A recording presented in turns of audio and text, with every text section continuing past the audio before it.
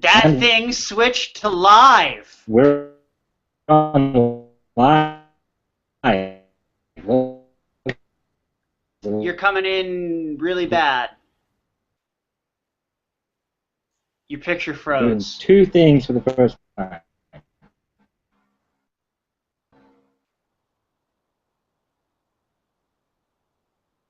No, you can. I can sort of hear. You look right now. You look like a security cam footage. Like, okay, yeah, I was gonna say for a little bit you look like a blurred out, security cam footage of like a serial killer. Yeah, Google Translate can be rough, but we'll try it. Yeah. I don't understand why it got worse. It was fine before, so. All right. Well, it's probably my fault. I'm still at my school for the summer, but there's way less people. Well, let's just hope it's that. Yeah. If we find out later that it's Garbage. gone horribly wrong, Yeah. then we can just delete all evidence that it's ever happened. Yeah. We'll just be like, yeah, whatever. Technical difficulties, son. Yeah, it might be. Just Yeah. there's been some weirdness with the Wi-Fi here this week. I don't know why. It was fine, and then like a week ago, it died completely, and then since then it's been like in and out. But hopefully it'll be all right. We had a system like maintenance downage or system outage for maintenance that they usually have like every month or every 6 months or some fucking thing. And they were like, yeah, we're taking the internet down from 6 a.m. to noon. And it turned out, no, we're taking the internet down from 6 a.m. to like 4 p.m. And they were like, oh, but don't worry, download speeds are going to be much faster. And I'm like, doubt it. Doubt it. I'm going to turn this fucking thing on. I'm going to try to record this on-air live internet television program. And it's going to come in and it's just going to be, it's going to be garbage. Everybody's going to be talking like a transformer, and the video image is going to be crap. We'll stick with it. We'll see how it goes. Yeah. All right. So, it was E3 this week. Yeah, E3. Yeah. It's a thing. It happened. Yeah. That's kind of why we're here. Yeah. I don't know. I mean, I just sort of, I hadn't even really thought of it. I just sort of, you invited me into this call, and I just hit the button, and I said, let's go. Yeah. All right. Yeah. We just do shit. We're here. We're Whoa, fucking. Yeah, we just do shit. Yeah. That's how we roll. We rock and we roll. We bring it with the heat, man. Clack, clack, clack. Clack, clack, clack, clack, clack. We should not make music references. We're not cool enough for that, are we? Yeah, we're not. We're not cool. Whatever, we're the coolest. Yeah, because we're doing this hot live video broadcast about E3. It's the future, man. Yeah, man. Talking about the not too distant past. Yeah, it's like I am Alex Navarro and you're Patrick Klepek or something. Oh, my hair is not awesome enough. Well, I haven't really got enough, so. So yeah, you're automatically. Well, I'm in New York. The twist is that I'm in New York, so that means. Yeah, it's weird. Yeah, it's backwards. alternate. Although I am east of you, so. Yeah, this is the alternate dimension bombing in the AM. Except we're not affiliated with GiantBomb.com. No. Though we do very much appreciate their presence. Though I do have a joke for that later, which you'll enjoy when we close this. So, every year, you and I get together in some way. Usually we just record a Skype call, but this year I was like, you know what, fuck that shit. That's a real pain in the ass. So we're just going to do a live international internet broadcast with video and everything. Skype is so 2012, bro. Let's get on to the new wave. You know what the funny thing is?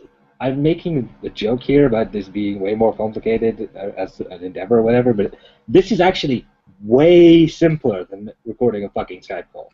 They make that a fucking pain in the ass to do. Like, you could probably really record this really easily, right? like this video It's call. YouTube's recording it. I mean, it's a hangout on air on YouTube, so there'll be a YouTube archive of it. Oh man, there's gonna be like some jackass checking this out. Oh gosh, yeah. So many people checking this out. It's gonna be the hottest thing on YouTube. Yeah, we're You just know, talking. so easy to get people to watch things on YouTube. You know what I should have done? I'll be right back. I'm gonna get up and I'm gonna walk all the way over to my fridge. You guys can. No, I don't want to show you. My room's a mess, but I shall be right Real good back. spot shot there, dude. Real good. I was gonna cut the audio, or cut the video by talking, but it was too funny. Just too funny. This is the kind of professional thing we do here, people. We go on the air and then we walk out of the shot to get a break. All right. This broadcast is being brought to you by our good friends at Hurricane Malt Liquor. Dude, it's like 4 in the afternoon where you are. People have gotten. This is the thing you learn when you study abroad in Japan, folks, is that don't give a fuck. You want to get drunk at 2 in the afternoon. No one's gonna care. You know, Japan don't care. You can walk outside in Japan and drink a beer, and you're gonna get people staring at you, but no one's gonna the cops aren't gonna touch you. you know, I was just kidding. I'm British. I drank vodka at like the morning. That was a weird night. See, there you go. Yeah, that was a weird day. So, E3. Yeah, That E3. happened. It's the electronic triple in the year of our Lord, 2010 plus 4. Good God. So before we get into the the individual pressers, just overall, what did you think of this E3 compared to the previous ones? Is it a good one for you, or? Well, I mean, this is the one where I feel like this is the first time I was able to watch live all of the press conferences. Usually it's been like, yeah, I tend to tune in for the Microsoft one and maybe the EA one and of course the Ubisoft train wreck. But you know, by Sony, it's usually like I'm done. Fuck this PlayStation nonsense. Blah. I say that as the proud owner of a PlayStation Vita, or as I like to call it, the PlayStation. This is a Persona 4 machine, you idiot. But yeah, this time I got to see all of them live, and I don't know, they were not as half and half on this. It's funny being able to sit there all day because I have a job that allows me to sit on my ass for hours on end and do absolutely nothing. Which, you know, working the front desk at a residence hall will do that. I was able to sit there and live tweet constantly. Like, we're talking me writing out tweets within like sub-minute between tweets. Yeah. Which I don't normally do. You were approaching me during Eurovision levels. Not quite there. Yeah, it was pretty bad. Yeah. Actually, three. Well, people do, man. One of my friends, she noted that she didn't see me a lot on Twitter normally, but when she started seeing this entire feed, she's like, "Wow, this must be a really big day for you." I was like, "Yeah, like what is it?" I'm like, "Oh, it's E3. It's this thing." "Oh, so you were like super pumped and excited, or are you just like angry and annoyed and just sarcastic?" And I'm like, a little of column A, a little of column B. Yeah, it's both, isn't it? That's E3, you know. Right. It's the same with anything big with life. There's that part of it that's like, this is really stupid and it's got to be made fun of, and the other part that's like, oh my god, that's really awesome. Well, but also it's like, as I explained it, you know, this is the day when every jackass with a Twitter feed becomes a games journalist. Oh yeah. So, you know, that's, I'm gonna pull up like I'm actually going to use as my notes. I'm going to pull up Twitter on my Samsung Galaxy S3 mobile telephone device. Other mobile devices are available. That joke probably makes no sense to you, but it's a joke we have in the UK where the BBC owns this TV listings magazine called The Radio Times, and the BBC isn't allowed to do advertising. So whenever they mention the Radio Times, tell people it exists, they have to follow it up by saying other listings magazines are available. So now in the UK, whenever anyone needs to lampshade someone plugging something, it's other whatever are available. It's really stupid. Well, okay. I'm going to pull up. Here, you get it. Yeah, I'm going to pull up my. Yeah, why would Danny O'Dwyer talk to a couple of jackasses like us? Exactly. Oh man, this podcast is getting very, very. When? God damn the internet on here! I'm trying to pull up my Twitter feed from the show. Well, while you do that, Al. Fuck you, Sprint. First up was, of course, as always, the Connect House, Microsoft, who, oddly enough, didn't show any Connect. Very little to say about Connect. 2 games, both from the same studio, and one of them is a downloadable title. So, yeah, let me just get that out of the way. Harmonix is making another Grand Central, and they're still making Fantasia. Yeah, so I mean, we already knew about one. Like that first one was known quantity. Fantasia showed last year that it was playable. People know it's coming. Yeah, it looks dope. I'm considering this was definitely the year of. No, really, this is the E3 that's going to just make me have to choose. Do I want Fantasia and Dance Central and all of that? Do I want Sunset Overdrive, or do I want Grim Fandango and Vib Ribbon? Which we'll get to that. But so I mean, they must have rushed that in at the last minute, probably to make up to Harmonix for them pulling the Kinect out of the box without telling them, because apparently they misspelled the Harmonix executive's name. I wasn't looking. Alex Rogopoulos? Yeah. I wasn't looking, so I didn't notice, but apparently they misspelled his last name. Oh, so well. That's pretty rough, Microsoft. But so of course they opened their show with Call of Duty Advanced Warfare because it's a Microsoft press conference and Call of Duty. Pulling up my Twitter feed, I'm going to narrate what I'm going to. This gentleman at SteepInKline, that's that on Twitter. I think that's his name. He's just jackass. This. Let me see. Okay. It's Call of Duty with laser beams. Seems to be the takeaway. Yeah, I think I say here. Hold on, I went too far. God damn you! Fuck you, internet. I don't know. Call of Duty, in a world where there's so many other first-person shooters to choose from now that are all so different, it's kind of hard to give a damn. Like, even to be annoyed about it. You know, in the past, you're just like, oh, Call of Duty is so boring. Now it's just like, who cares?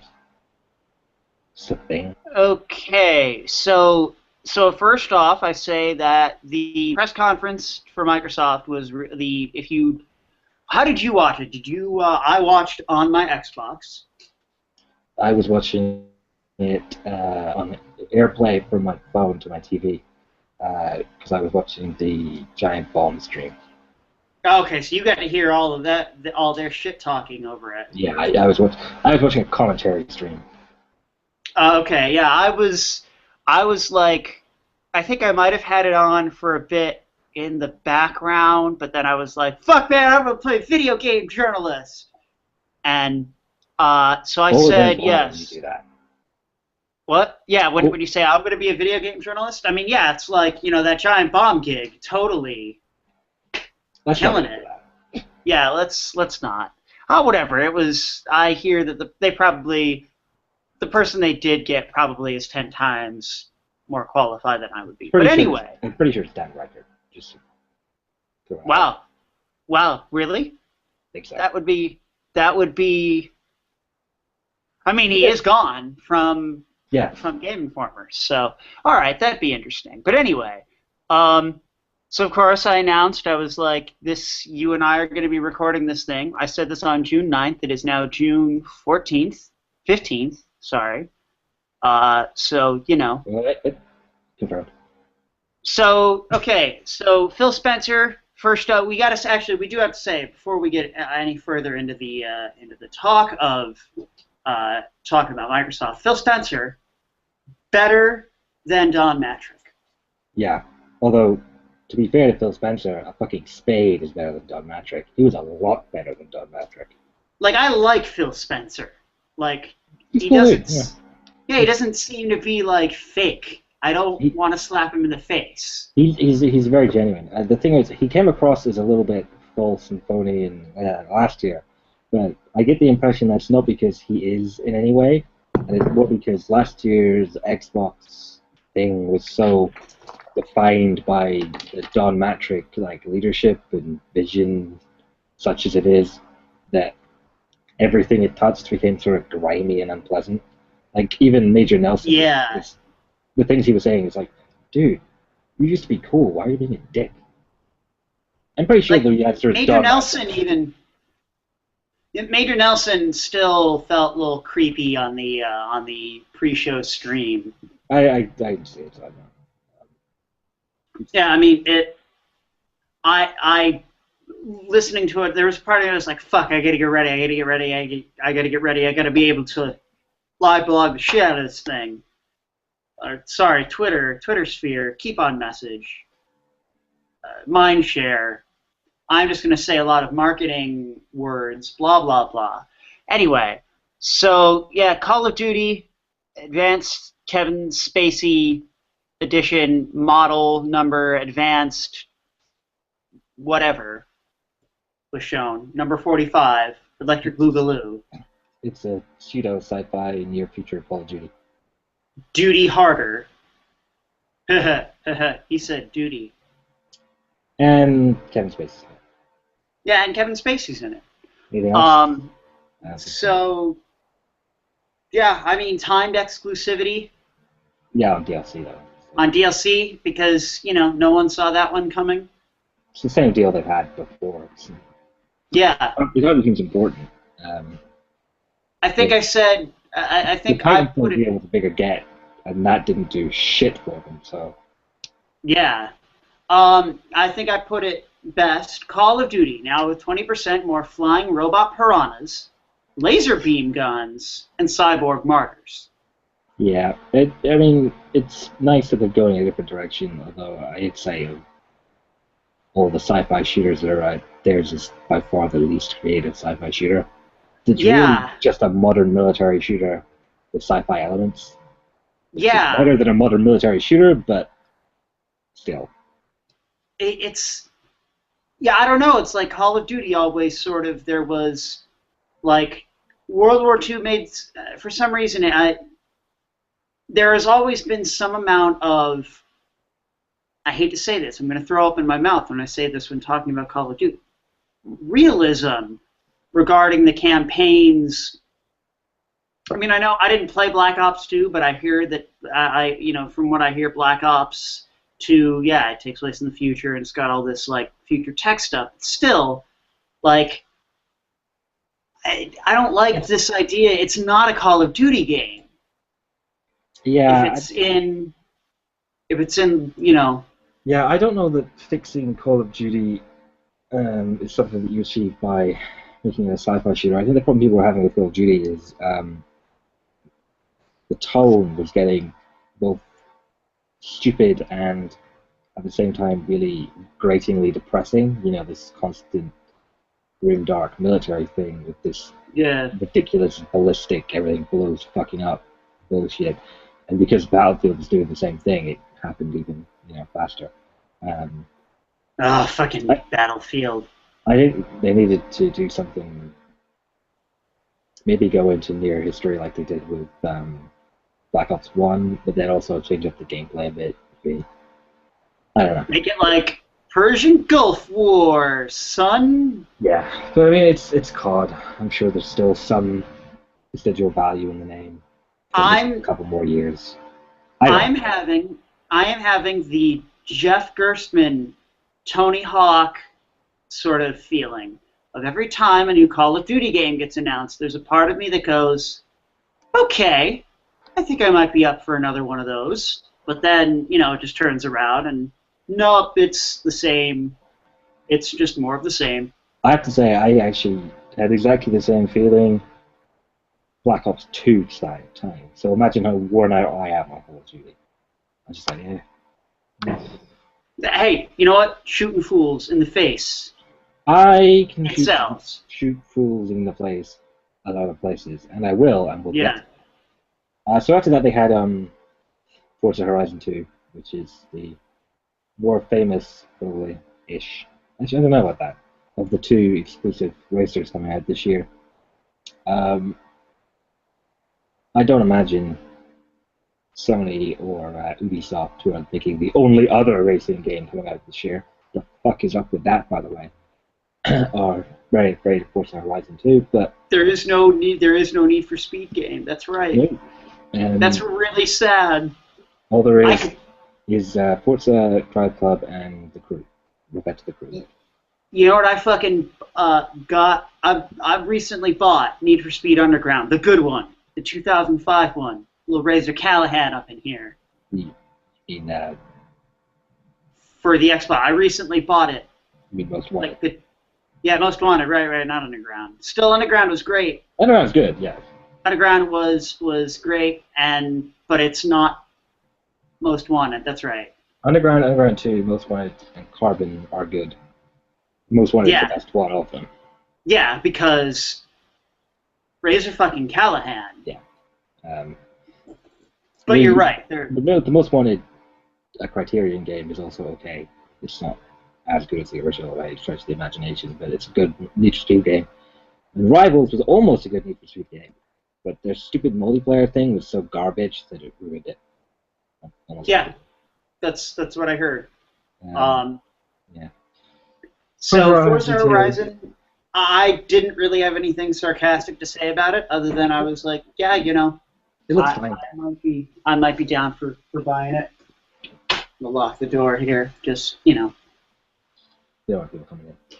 Yeah. It looks fine. I mean, I don't have an Xbox One, so I obviously won't be playing it, but it doesn't seem bad.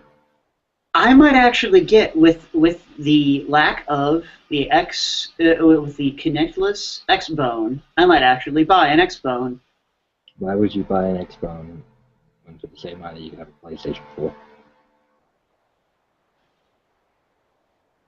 I didn't know. We'll talk about that. We'll talk. Okay. If anything, it'll be out of spite. It might be out of spite for something that happened a little later on, which we'll get to in a bit. Damn it, Griffin. All right, Evolve.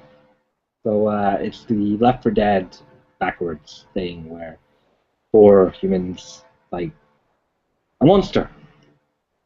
It's is it timed exclusive or something? I don't remember, but I don't remember. I remember seeing on the trailer it said Evolve is the new evolution in gaming, or whatever like that. Like every other class-based shooter on the market. Aside from even just that's a lame tagline. It's just I mean, just in name-wise, too, is just like, come on, man. Like, Evolve is the new evolution in gaming. We've got the new evolution of gaming in this up in this bitch. Yeah, Check it out, Evolve. What the fuck does that even mean? It's like it's a nothing statement. So, but the game, I mean, everyone that's played it seems really enthusiastic about it. But I think it could wind up being very shallow. Yeah, like its premise seems to be solely built upon this idea of You are the Pokemans. I mean, the monster. Yeah. Um, I mean, Left 4 Dead probably had more places to go, and that burned out Yeah. after like 3 years. And they put a sequel out for that to extend its life, and it still lasted like 3 years. And then everyone was like, Yeah, "Nah, there are weirdos still playing it. sure," but I mean, like, as a big thing. Um, Yeah. Well, I mean, I Valve mean, there are can't. still people playing Ultima Online, for fuck's sake. Well, but Valve can't count to three, so. That, I mean, you laugh. That really is quite funny. Did you see the comic that somebody put out there of why Valve isn't at E3? It's because Gabe Newell gets into a cab. He goes, "Where to? E.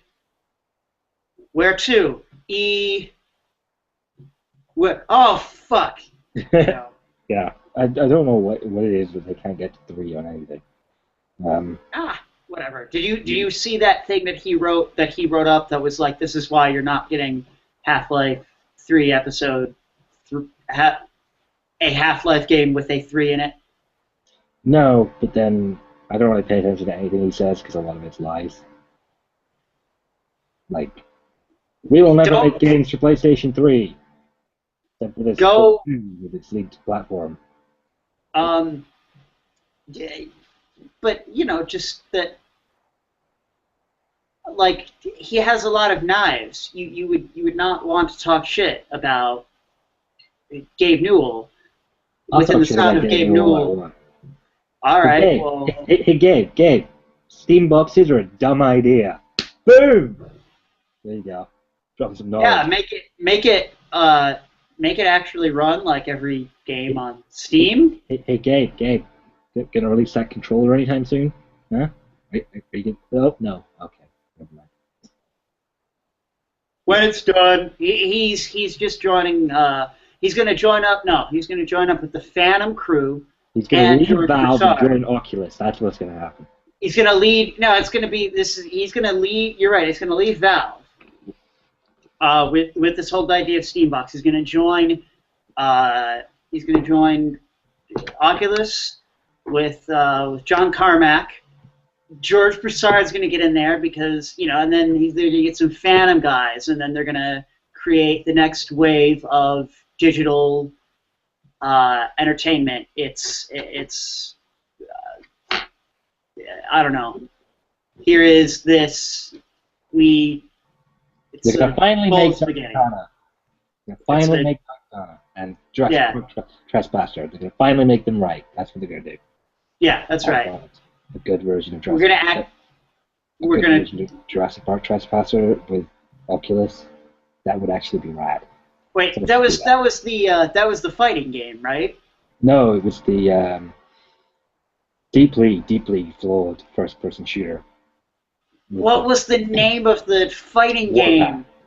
Oh Jurassic Park Warpath. God, yes. That was a good game. Oh man, I That's a good game. I yeah. had 2 fighting games on PlayStation 1.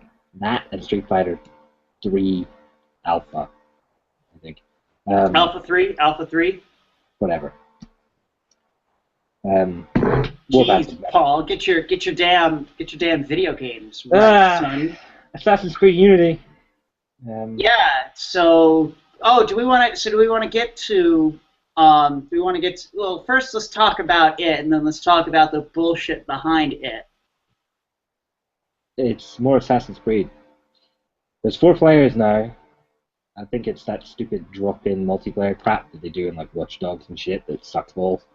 I haven't played Watch Dogs yet, but I haven't played it either, but it's just, you're playing and then some guy joins your game and you're like, oh, it's the other guy. The only difference is, no, it's cooperative. But they tell me that they've been talking about redoing the controls and it's going to have better controls now. which, thank God, right? Like that. Yeah, it first, needs it. I don't know if I believe them. But yeah. I hope they have done that because I was playing. The standalone DLC for 4, about the slavery thing.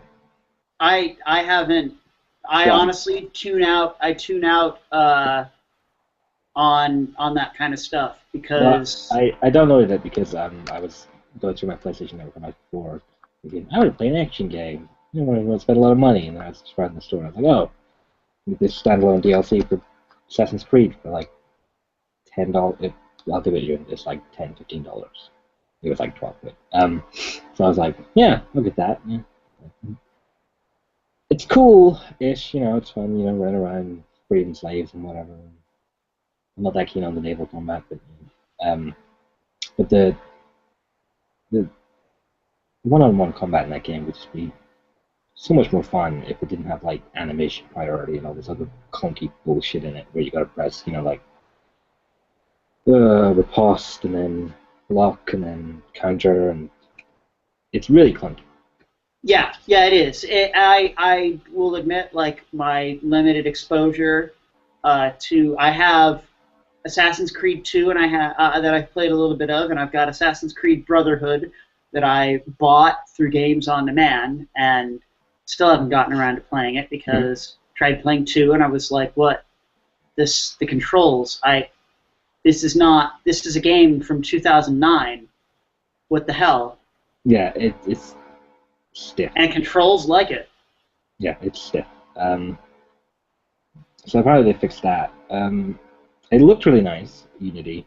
Yeah. I don't. When they had the crowd bit, I really don't think they should have run into the crowd in the demo because it still looks terrible when he walks into the crowd, and then it's like people just like shift out of his way, like they're gliding across the floor. It's like, yeah. Hey guys, you really want to show that? It just ruins the whole thing. It looks awful. These guys can't moonwalk. The moonwalk wasn't invented yet. It's bad. It's rough. I like the traversal, but I mean, you play a whole fucking game for the traversal. Yeah, I mean, whatever. I played a good portion of. Well, I didn't just play Saints Row 4 for the sort of movement there, but that was a nice bonus. Yeah, I mean, I'll say the only reason I played this is for the. What do you eat? What the fuck? It's for the movement, the West You Wing. bought into the fucking Spider-Man. Look, bullshit. I wanted a Spider-Man game where you swing from webs that attach to the buildings. I got that. So does everyone else. I know got why? That. I know the rest of it's garbage. You gotta I'm willing want to put up quality. with the garbage. You gotta want quality. Look, Otherwise, if you just settle for that, you're letting them win. It was Spider-Man month. I bought all kinds of Spider-Man shit. I went and saw Spider-Man 2 in the movie theater, and I bought that, and I bought... Next you're gonna tell me you saw the Spider-Man Broadway play. I was in New York, but I totally would. It's actually pretty great. I saw it. It was great. I love it. You can pay more to get a seat up in the boxes where Spider-Man swings up and gives you a high five. Oh, I did. Why wouldn't you? That's so cool. Yeah.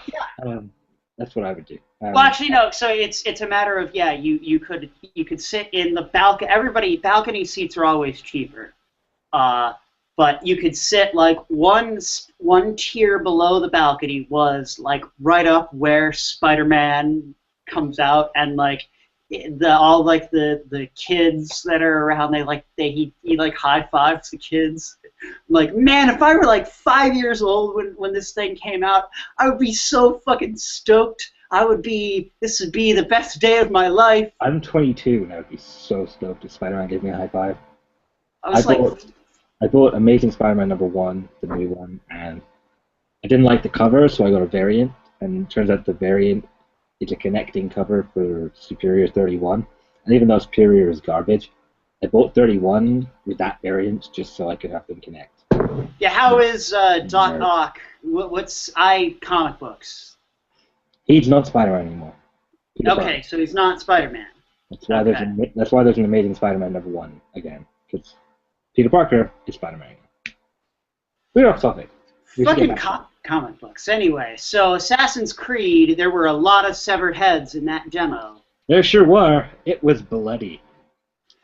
You know, did you? That reminds me. Well, you were gonna say. You were saying something. No, no, Okay. Now, caller, go ahead. yeah, go ahead. Yeah, go ahead. Stop Go ahead. Yeah. We're so the whole thing with we the thing that really pisses me off about this Assassin's Creed game, and is kind of why I don't want to pick it up, is because of all of the bullshit that everybody has been.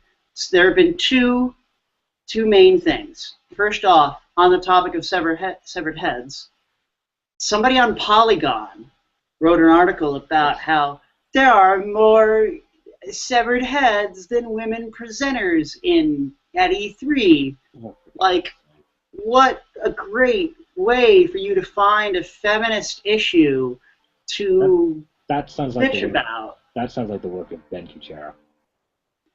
I would not be surprised. He is a Polygon writer now, so. Yeah, I mean, and then then of course there was the whole fucking Kotaku. Oh, yo, we talked to you can't be a lady in co-op, but we talked to the people and said that it totally could have been done, but they were like, nah, son, cost.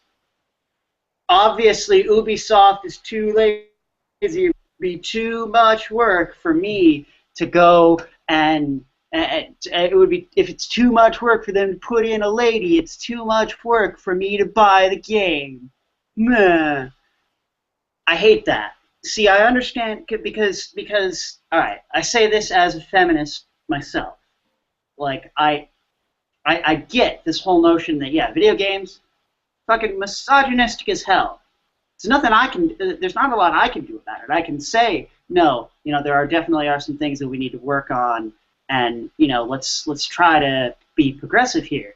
But that doesn't mean that every game has to have a male-female option. I'm sorry. Yeah. Like it. I'm willing to accept criticism of it up to a point, but once it starts being an argument against the authorial intent, I'm like, you can't tell people what they should do in a creative work. You can tell them what they've done is bad or that it has a bad message that you don't like, but you can't say you shouldn't make your game unless you can play as a man or a woman. Like, if you're telling a story about a guy, it's a story about a guy. Get over it. And if they're gonna say, well, you could play as a lady in these options, in co-op in these cases, blah blah blah, and then they also say, oh well, Assassin's Creed Liberation had you play as a female. Why can't you do this? All it is a bunch of animation priority. Yeah, I say, you know, all it is a skin, and they say, well, you know, animation priority. If that's all it is, if it literally is a skin, why can't you choose both? I say you're right. They're lazy. Like, it's lazy for that statement that they issued. That's very lazy for them to say. Like, no, man, it's too much work. But they have a right to say that, yeah, and it's not like because it's not like lazy. Changing. It's not like they're not changing it up and saying like they're not like, oh well, we were originally going to have a female protagonist for this game, except. Oh wait, women only like what's that going to do to the ratings? Women only like easy bake ovens.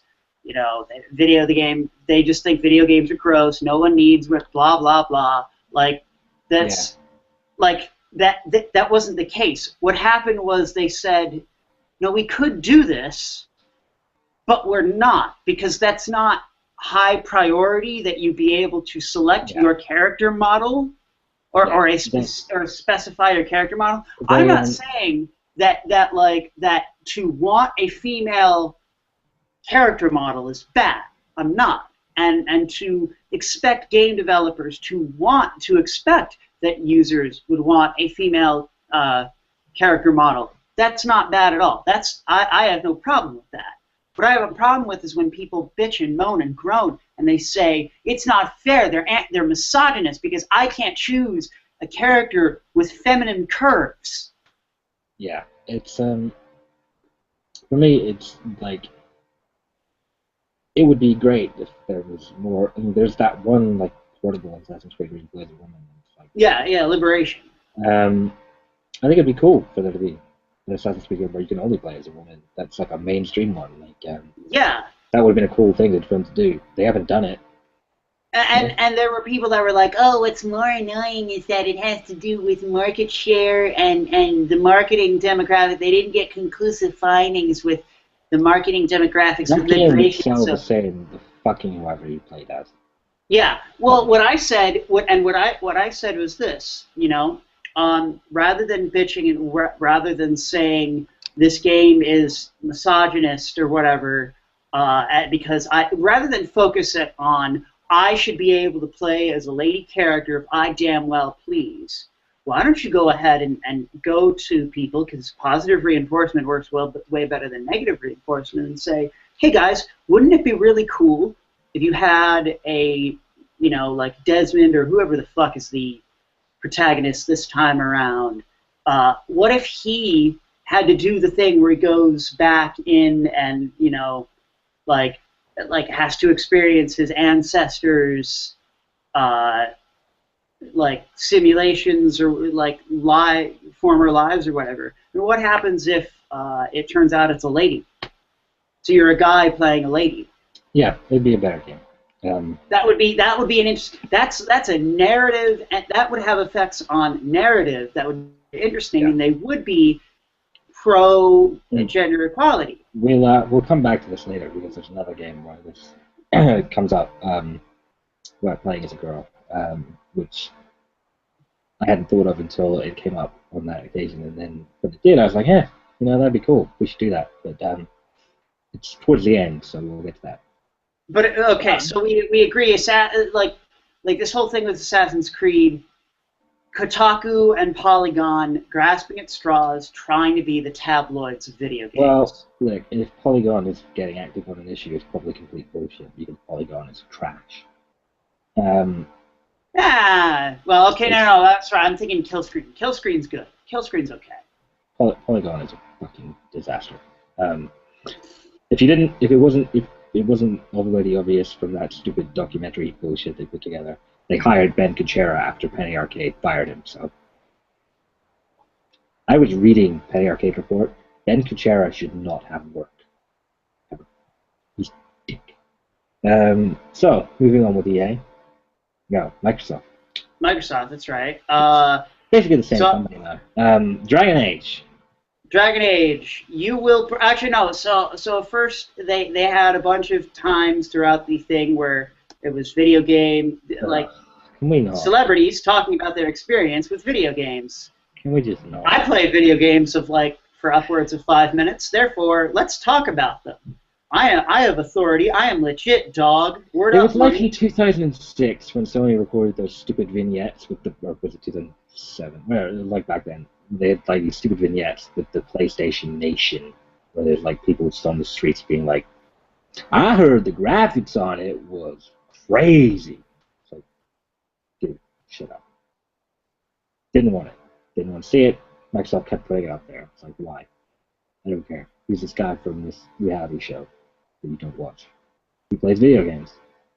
Yeah. I don't care. Yeah, it's like gamers. Dog. Word up, bro. Who gives a shit? Let's just talk about the games. Yeah. Let's see. I think I said, looking down here,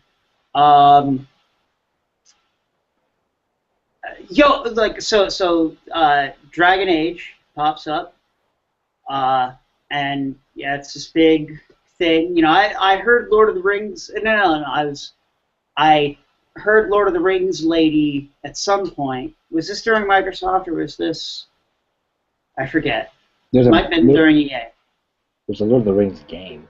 I know that, but I remember hearing someone what sounded like the Lord of the Rings lady, but that was probably later. Lady. Anyway, like the lady that does the elf lady that does like the opening narration of there were 9 there were it's Eowyn? Yes, her that one. I don't know my Tolkien. So shut up. It's been ages since But I read Lord of the Rings. this is what I said to quote the trailer: "You will die. I will die. You will break. I will die first." My thoughts about playing a game with Dragon Age in the title. Boom! I don't know. I want to fight dragons. I don't know why. Truly, this is the age. Of dragons? Yes, truly, this is the age of giving a damn about a game with Dragon Age as the title. Hey, Tom. No one expects the Dragon Age Inquisition, yo! Har, har, har, ha, ha, ha. I love it. Oh, God, I hate Dragon Age. It's more Dragon Age. It looks more like more Dragon Age. Except not the way Dragon Age 2 was more Dragon Age, because from what I understand, Dragon Age 2 was fucking terrible. Oh, yeah, I heard it was bad. Like, I think I read that, like, it's basically just the same thing over and over and over again. Like the library from Halo, but like the whole game. So that sounds terrible to me. Yeah. So hopefully it's not like that. Yeah.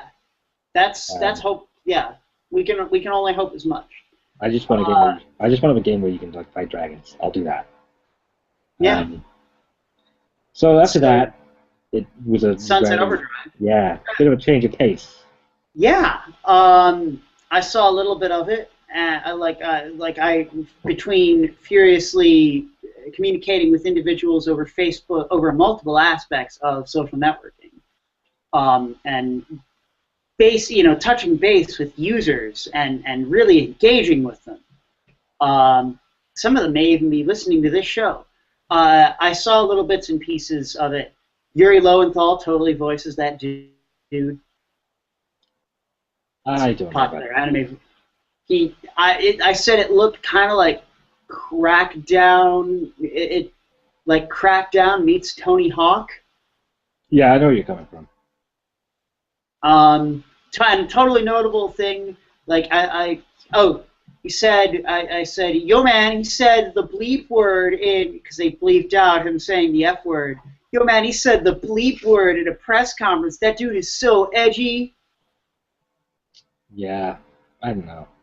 Sunset Overdrive just seems like it's trying too hard to me. I mean, yeah, I'd be interested to see how it goes. Is it exclusive? Yeah. Okay. Which is interesting because it's made by a bunch of people that used to make PS3 exclusives. Yeah. Insomniac, right? Yeah. Which is funny because that came up again later. Which are reasons that are passing understanding, and we'll get to that. So after that weirdness, there was some much more exciting weirdness. Oh boy, yes. Let me get this. Super Ultra Dead Rising 3 Arcade Remix Hyper Edition EX Plus Alpha Prime. And I think there's a dash. I'm pretty sure there's a dash. Dead Rising game title in which we joke about the utter ridiculousness in every one of our utter ridiculousness in every one of our updated titles. It's funny. It looks like good DLC. Not enough for me to get an Xbox One by miles, but if I had one, I'd play the shit out of that. Because if there was anything wrong with Dead Rising 3, and there was a lot, it's that it was way too serious with the zombie stuff. It's like, I know there was still the craziness with the weapons and whatever, but it's like, do you remember the first Dead Rising? You were in a mall, and you had like a lawnmower, and you would just whack shit zombies with it, whilst wearing like a Lego man's head. That's Dead Rising. Yeah. It's got to be weird. Yeah, and this is the weirdest fucking thing I've ever seen. So, good on you, Capcom. That's a solid effort. Now, if you could just make us another Mega Man game. Yeah, I don't know about that. They're not very good at making Mega Man games anymore. I mean, when they made those NES style ones, those were good, but like, they made some 3D ones, and they. Another Battle Network. Another Battle Network. We should do a Mega Man game that's a 2.5D Metroidvania. That would be good. That would be good. And it should be insane as well. Like, don't take it too seriously. Oh yeah. So then there was the Kinect game.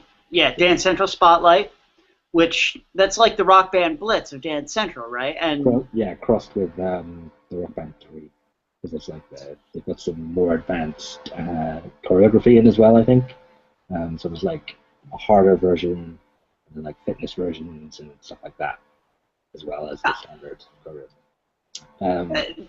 But that essentially means that that would mean that Dance Central and dancing games are dead, right? Because that's how Rock Band Blitz worked, is that they're like, yeah, you don't want to buy another set of instruments or whatever to play all these songs, so... Unfortunately, I don't think dancing games are dead. They should be, because, I mean, how many of them do you fucking need? But girls who don't like video games like them a lot. So there's a huge untapped market of like non-gamer consumers for that. So they can sell them hardware as well. And then there are actually tons of guys who do like video games who like those games for some reason. Harmonix makes good games. They do make good games. They're a good bunch of guys. I mean, don't tell John Drake that. Do not tell John Drake that he is a good guy. I made them. We love you, John. We love you. I tweeted when I backed Amplitude. They know I think they're good guys. Yeah, John Drake and company, they're good people. Hey, my name's gonna be in the credits of Amplitude. Oh, really? Yep, I backed. Fuck! I didn't get to contribute. Damn it. Well, you got a PS3, right? No, I have. No, I don't. I don't have a PS3. I have a 360. I'm an X-bot. I might buy a PS4 though. Except, oh wait, that screw job. No. See what about Dance Central? It looks like a good version of Dance Central. They're going like the platform way with it, where it's just an app with some songs, and then you get more if you want them. Yeah, it's the Rock Band Blitz thing. Yeah, plus the Rock Band Network as well. But not in terms of people making their own, just in terms of like. But no, Rock Band. DLC. How Rock Band Blitz was like, here's this game. Now here are all these songs. Now great, if you have DLC from this previous game, it'll come in here. Oh yeah. I forgot they did that. Yeah. It totally did import all your old songs, didn't it? Yeah. But that was cool. They're a good company. Yeah. Fantasia looks good. I'm still not sure what the deal is on the licensing there. They very carefully avoided calling that game exclusive. At least, like, in terms of permanence. PlayStation move for the PS4. Well, I see. The thing is, Disney owns it, obviously, and although it's Xbox One Connect and SSD Connect at the moment, theoretically they could come back a year later and be like, "Here's Fantasia Music Evolved for the PlayStation 4 Move," and whatever. They could do a Vita version. It's all touch. Who knows? Oh God! Don't give them. Touch actually, you know what? And the back. I need and the back. All right. If it was just you touch the front. No touch. It's all touch. No back touch. Back touch is bad. I know. Back touch is the dumbest thing ever. It's also The only reason for it to exist is for when in remote play they need extra buttons. And even then, it's like my really, hand. You should just put the buttons on the front. Yeah, you should. Or maybe make triggers like that actually are in. But no. Just put buttons on the front. So after that was Fable Legends, which is another one of those. Hey, we're making a game that is probably a flagrant ripoff of someone else's game, or is something that no one would ever want to play. So we better put the Fable name on it. Yeah, Fable Legends. Oh man, yo man, you could be a villain is pretty much the tagline in every Fable game, right? Yeah, they made that seem like way more of a big deal than makes any sense to me. Yeah, it's like yeah, you said that last time, and it ended up not kind of almost not being the case like every time. I mean, Fable 3, you can straight up be a villain because half that game is just you being either comically good and it ruining things long term, or comically bad and it ruining things short term, but saving things long term, and that's the whole game. Eh, Yeah, I just don't, and it's like Molyneux's not even working on this he's not game, even there. It's like, so it's not even like they can come up with some sort of grand lie that I'll believe, yeah, and then be suckered out of.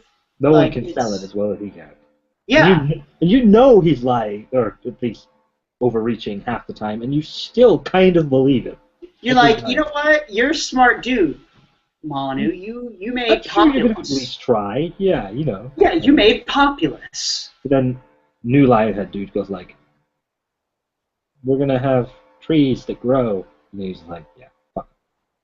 Speed tree, like so. Are they speed tree? No speed tree. What is this? I don't know.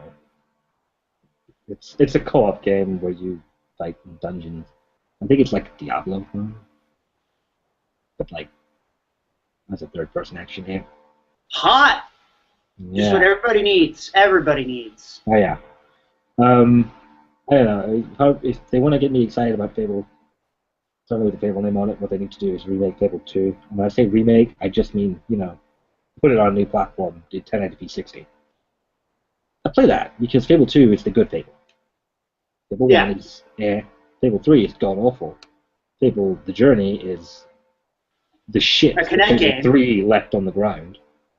You know Yeah, what Fable The Journey is? You remember the Milo demo? yeah. With the little kid?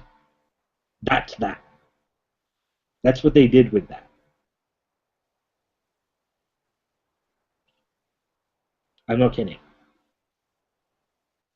Peter Molyneux's stupid, creepy, interactive child became the horse that you have to clean. I It's didn't. not. It's not on rails. I didn't think that game could be worse than Milo looked when they demoed it, but Fable the Journey got away.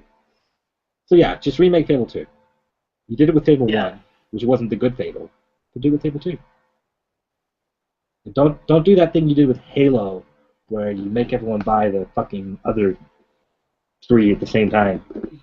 We'll get to that. No. Oh, whatever. The uh It's coming up. We'll get to it. yeah. There's just Project. Spark, which is already So out, so who cares? They put yeah. Conquer in it. Why? I'll tell you Wait, why. wait. Project Spark is Because already out. Rare, yes, public beta. Oh, It's one of those perpetual beta things. They put Conquer in it yeah. because Rare doesn't have any staff anymore, so there's no one to make a Conquer game. So they're crowdsourcing it. That's my pissy take on it. I'm sure they think it's a good idea. I don't think anyone Yeah. else cares. Yep. I mean, I saw Conquer and I was like, yep, they reaching for the bottom. Yeah, that's scraping deep down in the barrel. Conquer. Yeah. It's like, let's go beyond Banjo Kazooie nuts and bolts and just being like, ooh, there's like some residue on the bottom here. God damn. Hey, you talking mess about nuts and bolts? Nah, but it's like, It's not a banjo game. yeah. Microsoft really fucking ruined Rare. Rare and Silicon Knights are the tantamount proof that Nintendo is really good at making games. Because as soon as they didn't have Nintendo helping them, Silicon Knights and Rare started making fucking awful games. Like they made some of the best games in the world, and then as soon as someone else was in charge of them, garbage. It was like grabbed by the. Did Rare do grabbed by the ghoulies? Yes. Oh boy. And Perfect Dark Zero. Can't even think about that.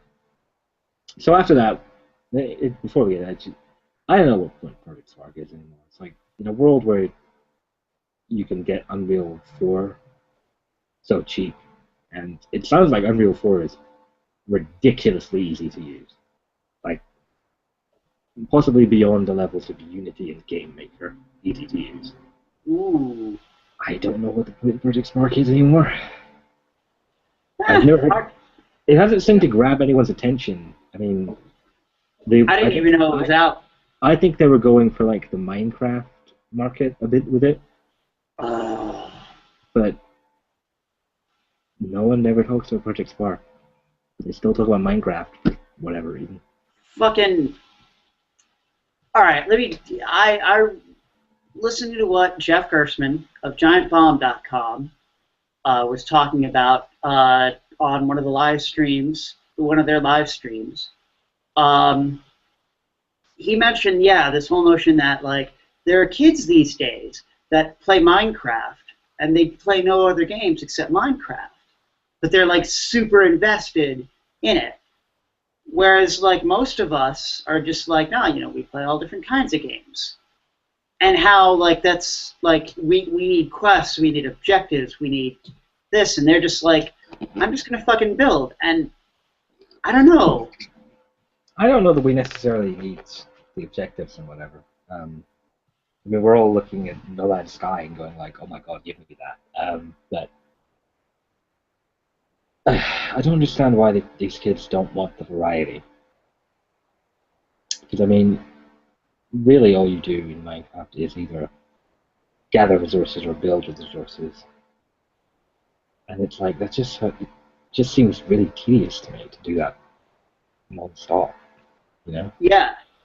I don't know. So after Project Spark, the pseudo Minecraft, Halo: The Master Chief Collection.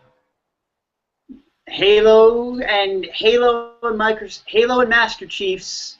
So Halo 5 Guardians, Keith David confirmed. First off, What? Keith David is going to be in Halo 5. If that trailer said anything.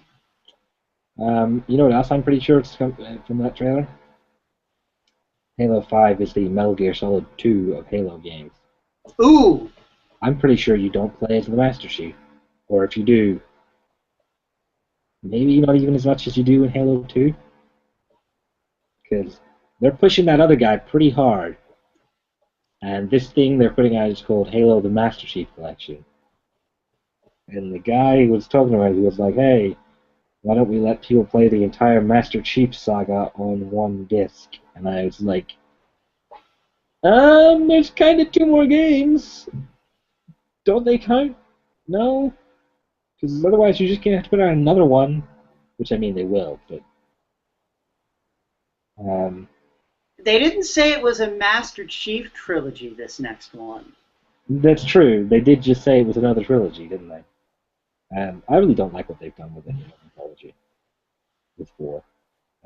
Yeah, I mean, I honestly, when I bought an updated 360, and it came with a copy of Halo 4, and I'm sitting there playing it, and I reached the same conclusion that everyone else has, which is, who the fuck is this villain?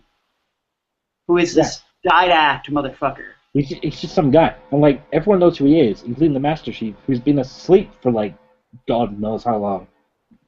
Like, he's confused about the Covenant for some reason. But then someone mentions the Didact, and he's just like, oh yeah, Didact, yeah, that guy. And then there's also, it's like, the whole thing with Halo was, the Master Chief was the guy who happened to be there and able to do something. So he did something, like the John McClane. And then suddenly Halo 4 turns around, it's like, nope, he's Harry Potter, he's the chosen one. Prophecy foretold it. Oh, okay. Fuck you, other Spartans, which is really funny because that's also the game where they started bringing back the other Spartans. Because they were in Reach, obviously, but then they died. They're like, you know what, let's bring that back. Well, they died, and then there was the, My point is, it's like, the mythology suddenly goes, he's the chosen one, at the same time as, well, by the way, play as other Spartans as well. The Spartanauts. Incidentally, I actually liked Spartanauts more than the Halo 4 campaign. I'm the guy. Well, okay. I thought it was good. I honestly haven't played a whole lot of it. I It's refuse really to play. if you don't I have a lot of refuse to time, play it's really multiplayer in that game. I refuse to play competitive multiplayer in that game because I would just get smoked. the comparative multiplayer in Halo 4 is very good. I'm disproportionately good at Halo compared to how I am at other first-person shooters, or at least compared to current first-person shooters, I should say. I was a lot better at arena shooters like Unreal and stuff. But I only ever really liked Regicide in Halo 4 because they added all that perk unlock shit. It's just Yeah, um, yeah. kind of ruined the Halo thing for me. So I don't know. Halo 5, there's like beta in December. It's like December 27th, by the way. It's like we're giving you a new Halo to play this year. Yeah, for like 4 days this year. Yeah. There- That is Dude, 2 days after Christmas, man, gift cards getting exchanged. the funny Xbox Live Let's go usually buy goes some Halo. Xbox Live usually goes down that week, historically speaking. Let's go play some. Let's go play some Halo, dog. Let's get some Yeah. 360. Let's get some X Bones up in here. I like Halo. I'm not sure I like. I like Halo. I'm not sure I like 343 making Halo because I mean, the enemies in Halo, the new enemies in Halo 4 are terrible to fight, and the new weapons are garbage, and there's not enough ammo in that game for some reason. Did you notice that? It's weird. Yeah, playing through it. Constantly running out of ammo, right? Yeah. What's up with that? I mean, that seems to be like the case in every Halo game, though. Nah, it's more in that game. Maybe it's because I don't want to use the new weapons, whereas before Well, I never liked using. I was quite happy to use Covenant weapons because they were. I hate Covenant. All of them. Oh.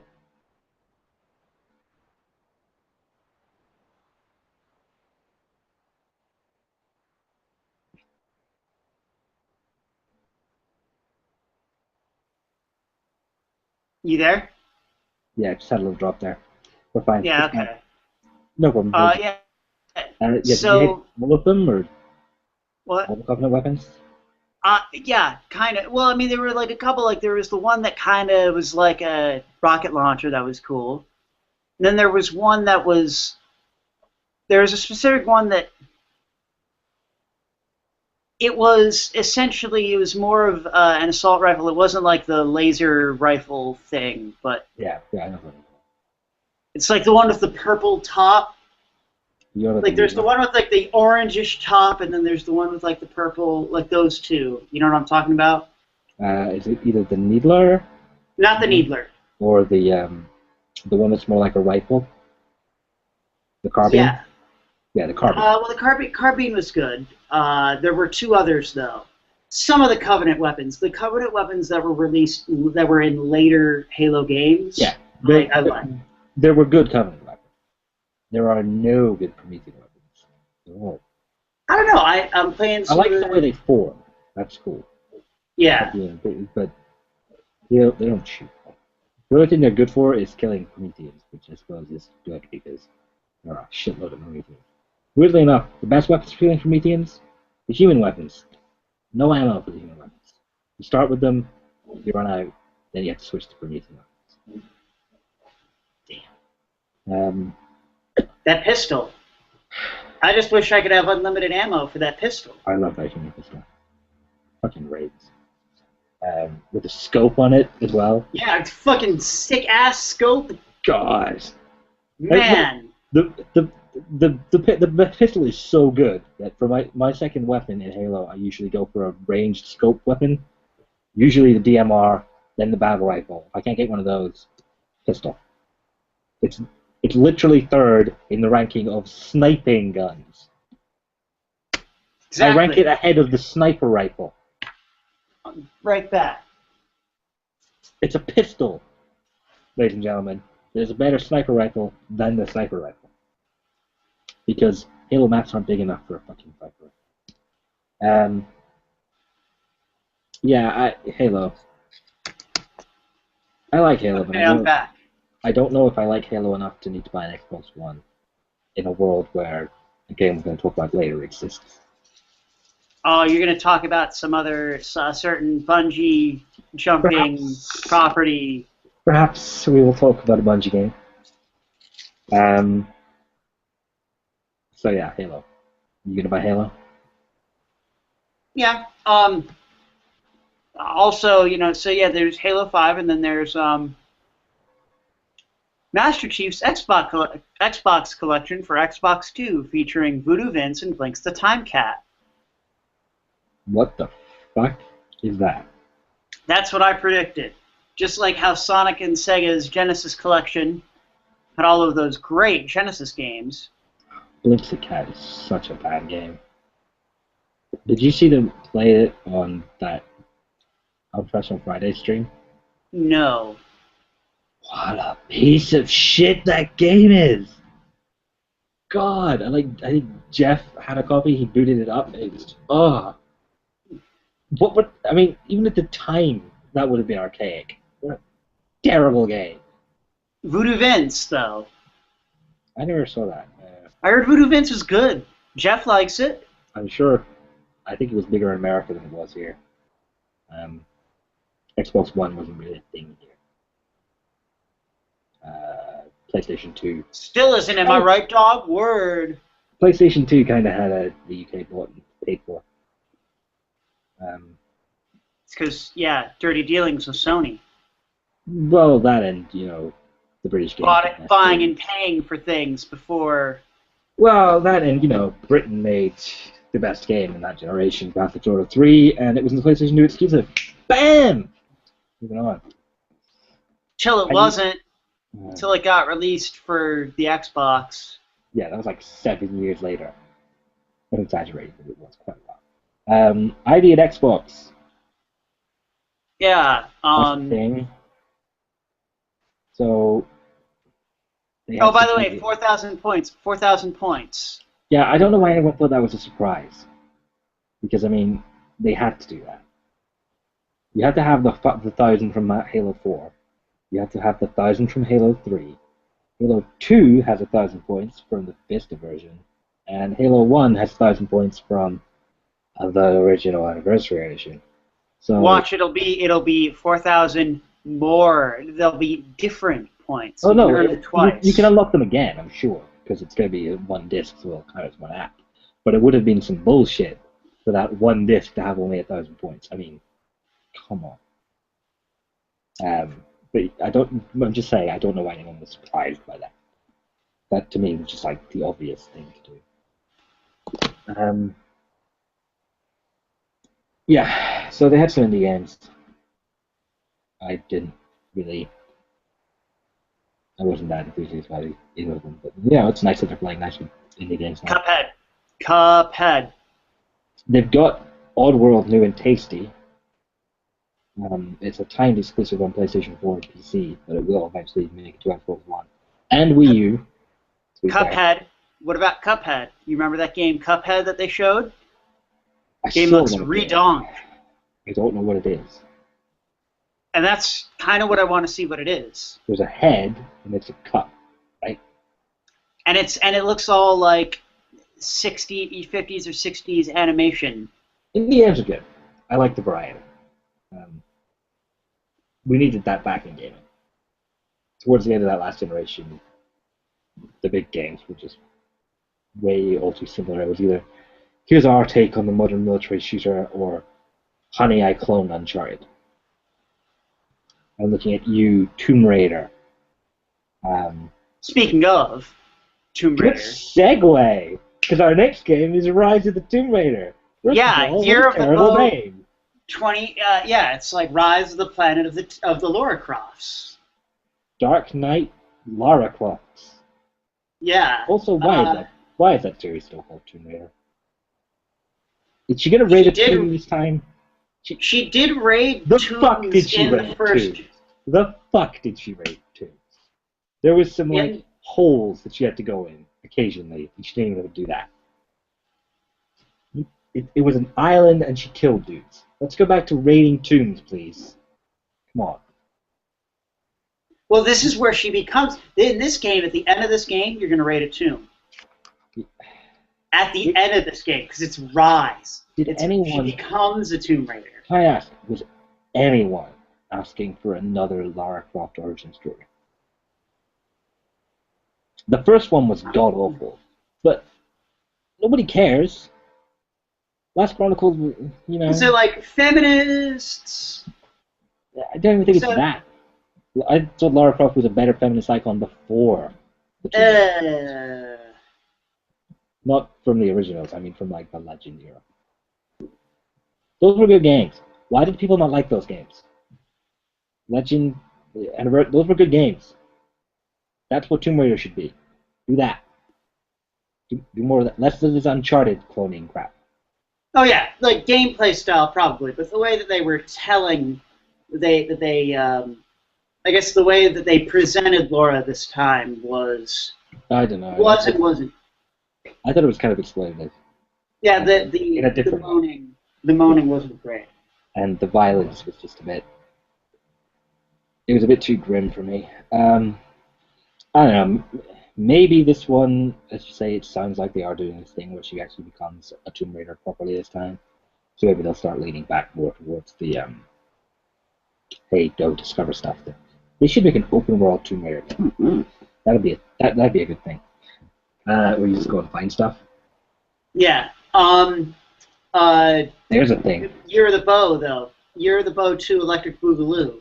Speaking of Years of the Bow and open world games, Witcher 3 is still a thing. That didn't come out yet. So here it is again.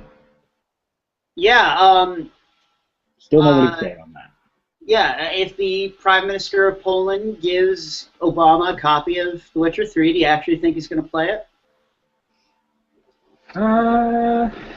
Yeah. Did you read that story about how Obama was given a copy of The Witcher 2, but he was like, I'm not good at video games? I'll bet he isn't. He's like in his 50s.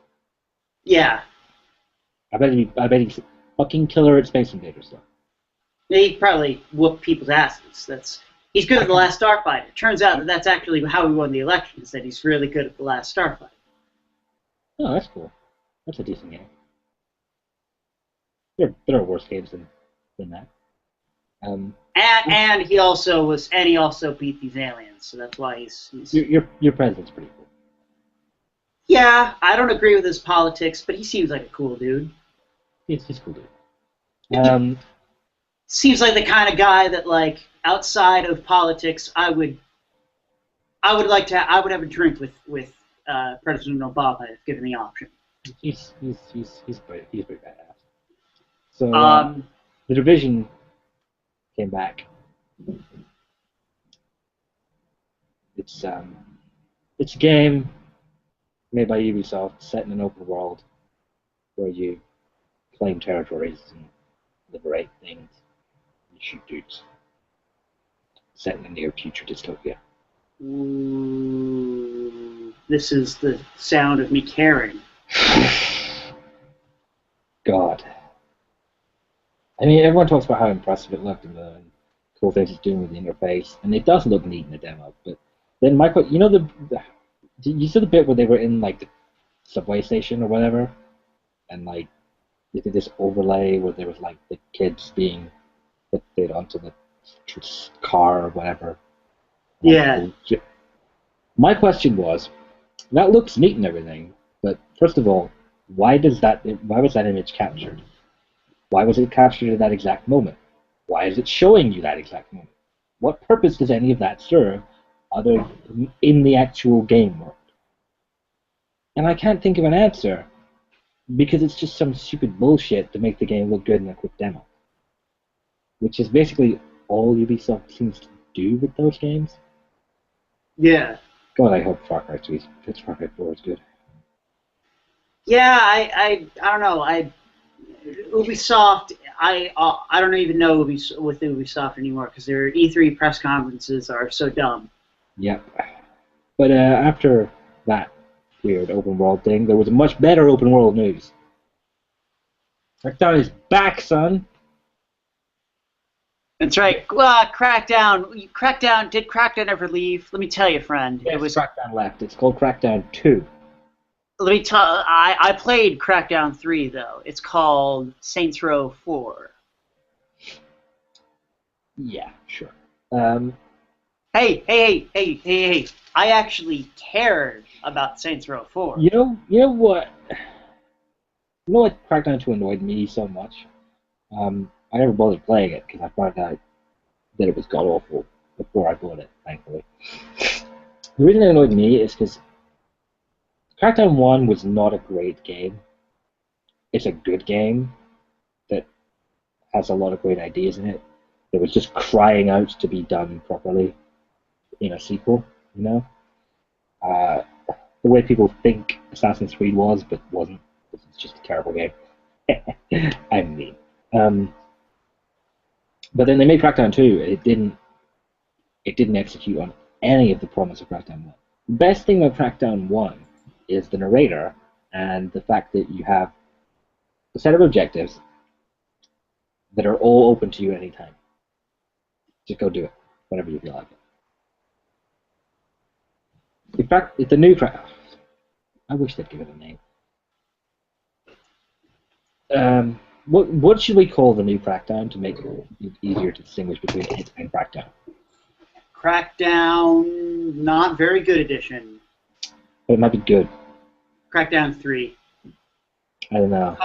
Call it Crackdown 3 for now. Let's call it the Crackdown. The Crackdown. The Crackdown. The Crackdown. The Crackdown could be good. If they go back to that open-ended mission structure thing, and the narrator's back, so they've done that. That's fine. Games should have narrators. Did Crackdown 2 not have the narrator? I don't know. I didn't play it. I assume it had a narrator, but I'm just saying if they had made a Crackdown without the narrator, that would be bullshit, because why the fuck would you play Crackdown without the narrator? Exactly. You could flip a coin, Agent. Love that. I still use that.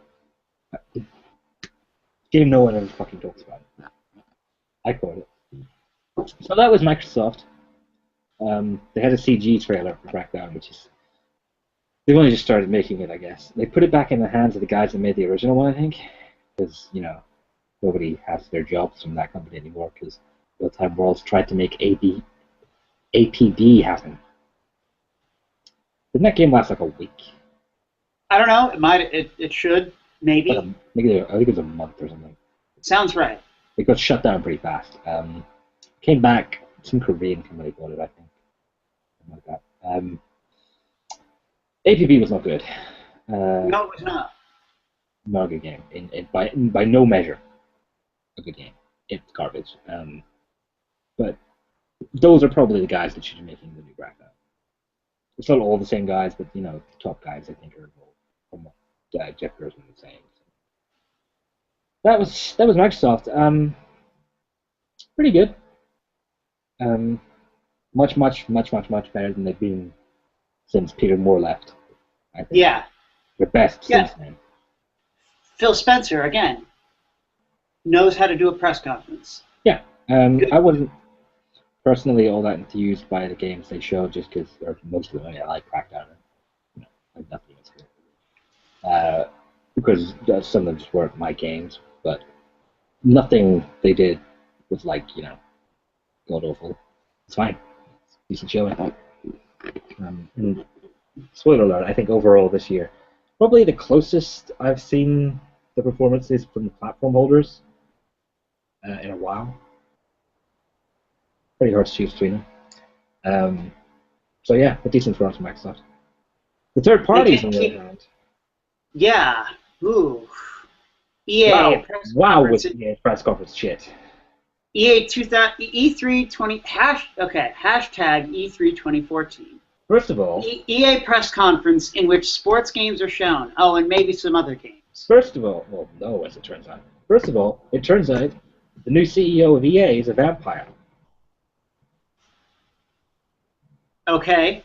Did you not notice the getup, the suit, the hair? What was he doing? Like, it's all anyone on the Giant Bomb stream could talk about. It's like, I noticed it, and then immediately they were just like, what's with the suit? Is anyone still a vampire?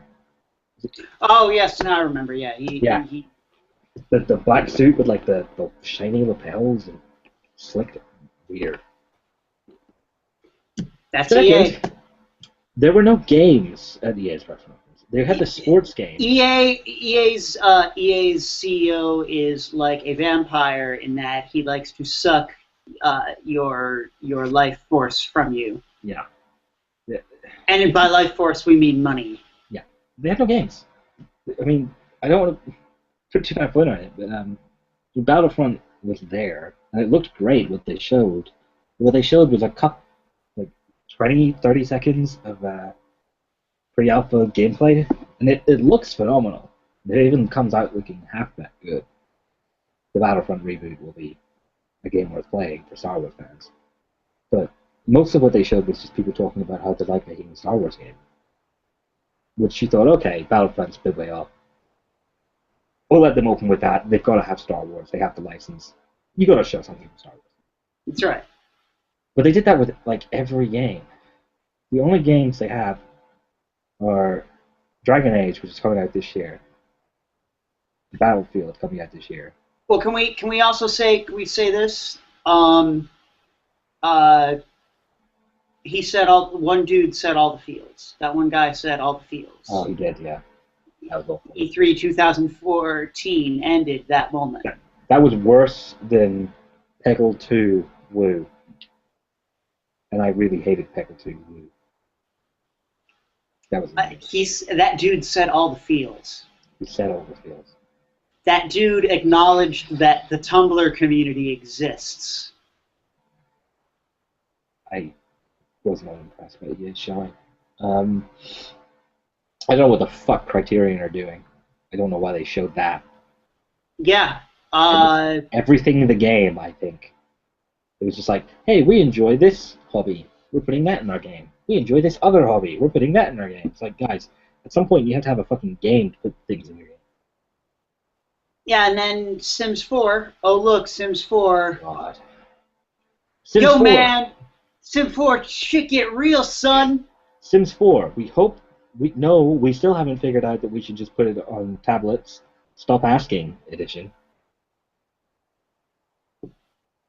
I said... Also, Sims 4, we hope you don't mind that we ruined SimCity beta testing the engine for Sims 4 edition. Oh shit, son, this is what, quote, oh shit, the Sims 4 shit just got real, said a person who is not me, hashtag E3 2014. Hey, Tom, Death has an iPad. Satire! Haha. Another quote, fuck you, Tom Kline, the Sims rules, said probably way people in my social networks than I'd like to imagine. I don't actually have a thing against the Sims. I liked The Sims 1. I played some of The Sims 2. It was good. It's a good game. Sims is a good game. I don't mind that there's another one. I do mind, first of all, that it's 2014 and they're not putting it out on iPad and Android. That's dumb. And when they do put it on iPad and Android, I bet you it's some garbage cut-down version where you can only have like one character, not those crappy console versions, which are bad games. The other thing I mind is that showing for it was just weird. Oh, you can die now. Well, first of all, you always could. Second of all, what the fuck? It's The Sims. This is the one game where you're expecting the demo to not feature people dying.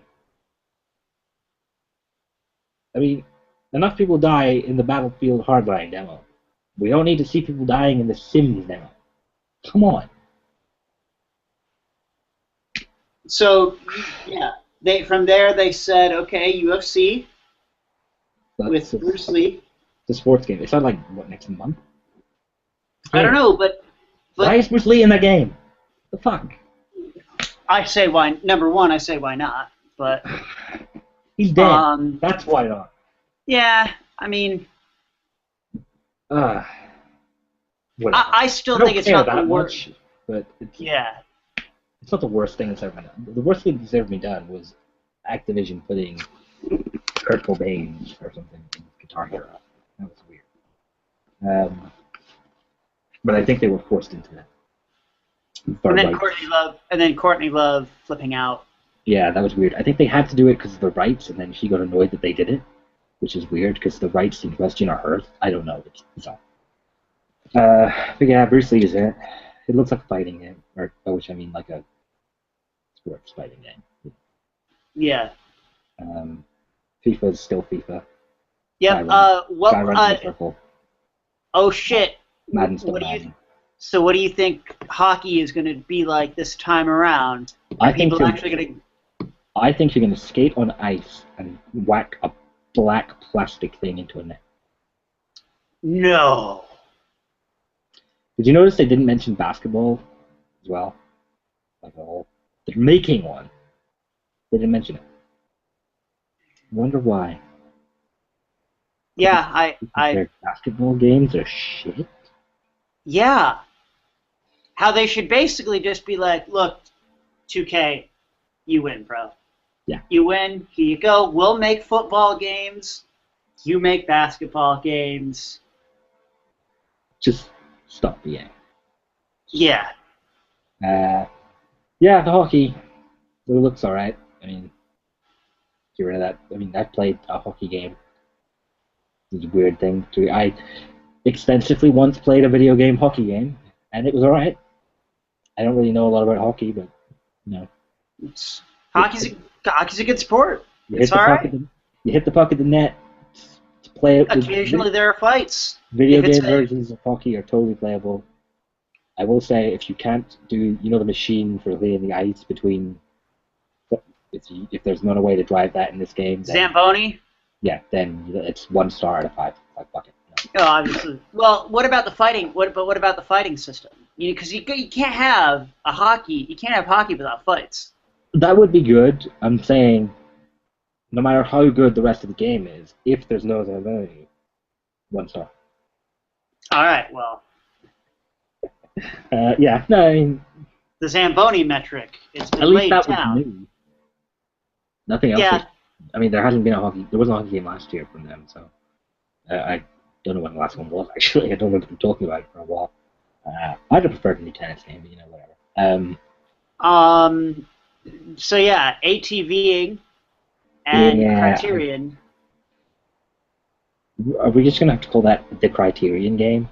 Yeah.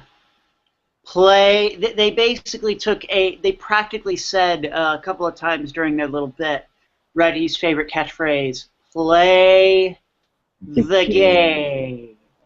You should come by our booth and play the game. We'll come back to that because he's changed that. There's a new thing. Oh yeah, now it's cool. Don't spoil.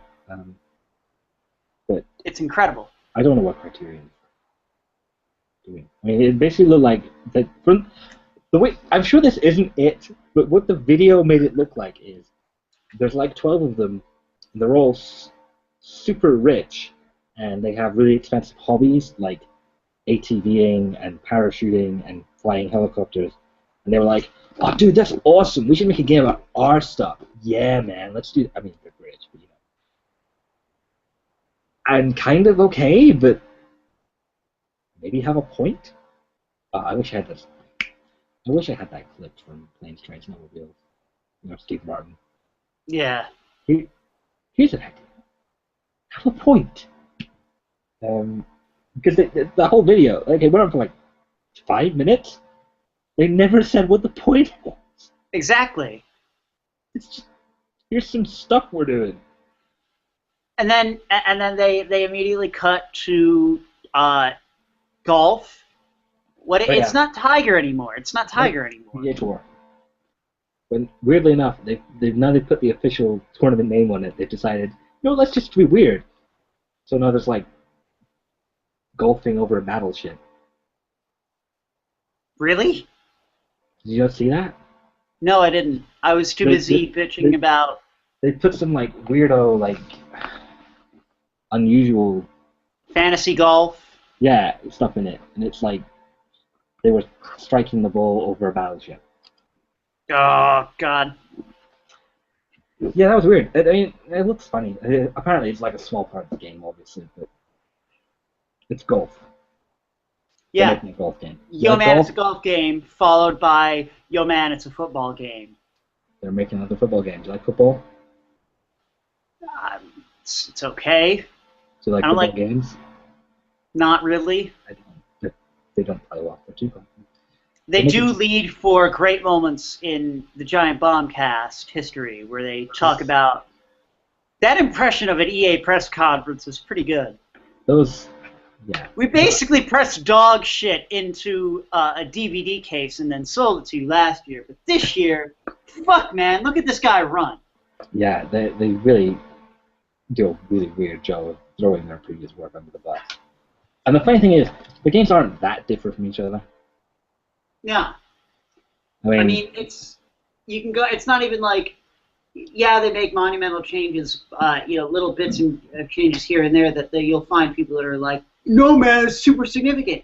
But it's not like when you play Street Fighter and a new version gets released, yeah, where no, it's like there are fewer characters there. There are fewer, like, the not jackass, the person that isn't pressing, somebody that is not the jackass that does nothing but press buttons, mash buttons, might notice a difference between, two different versions of Street Fighter 4.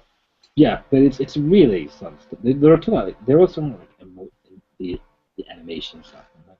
It's not like the difference between Mario Kart 64 and Mario Kart 8, which is what they make it sound like every time. It's slightly updated animations. And the last couple of years, they've gone on about how great their animations look, and the games that come out, people put them in like slow-mo, and the animations look terrible. Just horrible, robotic, awful animations. Man, lately. I will say they have stopped going on and on and on about the technology. Last year, all they could say was, EA Sports Ignite, Bounce Tech, Graphics Subroutine X Alpha, Ball Physics. Truck stick. What the hell is a truck stick? I don't even know what a truck stick. We made it up backstage. You bought it. Did you think Madden? Did you think Madden football was too complicated to play? Well, guess what? We just made it even more complicated! Yay! Wait, Mirror's Edge still doesn't exist. Yeah, but it's There's what do they call them? a teaser. No, something prototype? Beta. No, it was conceptual prototype. Prototype. I like that. I like that. It's not a beta. It's not a demo. It's not even alpha. It's not an It's not alpha. even pre-alpha. It's a conceptual demo. That's what they had for Mirror's Edge. And I love that. basically, that's what they had for Criterion Game. That's what they had for Mirror's Edge. That's what I should do when I turn in my thesis to my advisor. Next time I turn in my section to my... Now, this is not a rough draft. This is not a draft of my thesis. This isn't an alpha. This is not an outline. This is a conceptual demo. Yeah. Yeah. Which is actually funny because it's about games, so it's like I might be able to get away with that. Yeah. The whole EA thing was it's painfully obvious. Someone said recently, I heard, that Ubisoft now has far more staff than EA making games because even though EA is a much bigger publisher than Ubisoft, because EA is one of the big two and Ubisoft's part of what is now the second tier with like Rockstar and stuff, or Take-Two, I should say, but Ubisoft has way more development personnel. It's now painfully obvious because Ubisoft makes like 5 games, and they have like 10 studios working on one game at a time. EA clearly doesn't have enough people because they kept shutting down studios because none of their games are even remotely done. They haven't even got a Need for Speed this year. All they have is the sports games, which are basically the development work has already been done. They just have to put in new assets. Let's be honest. They don't have the manpower. So Ubisoft and Activision are miles ahead of EA. EA is in a bad way, man. They're fucked. No wonder they Yeah. had to sign Titanfall. Hmm. No wonder they got Microsoft to pay them a shitload of money before it came out. They need money. And they're fucked. Until Star Wars comes out, they got jack shit. But they do have a MOBA. Oh boy, a MOBA. Just what I Because want. the world needed another MOBA. Yeah. It's a MOBA made by people that like MOBAs, so apparently that makes it a better MOBA. Because apparently the people that made the other MOBAs that were ripoffs of the previous MOBAs didn't like MOBAs. I really don't get it. But hey, MOBAs are apparently an easy way to make money, and like I said, EA kind of needs some money. They're into her. But yeah, the big thing that they've got that's actually a thing is Battlefield Hardline.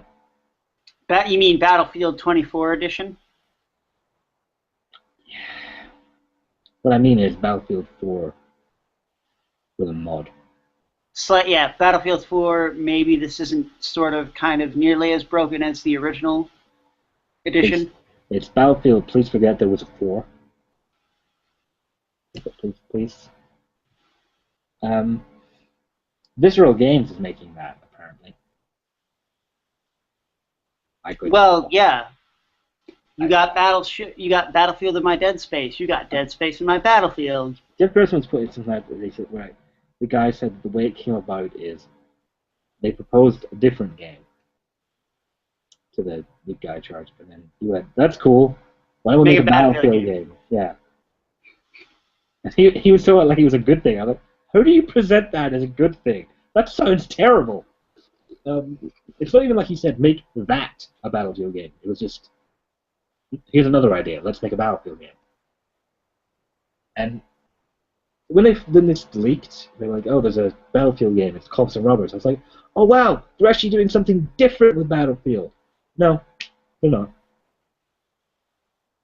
No. I played it. I have downloaded and played the beta of that game. It's Battlefield 4. It plays exactly like Battlefield 4. I haven't played any of the Battlefield games, so don't care. Cops and robbers don't have fights where there's like rocket launchers and shit blowing up and running around blocks shooting at each other. This is why it's 24. This is why they needed to throw Jack Bauer in it. And if it's, I swear to God, 24 is more grounded than this shit. At least in 24, it's a federal agent and terrorists. These are supposed to be cops and robbers. They're stealing $5 million. Okay.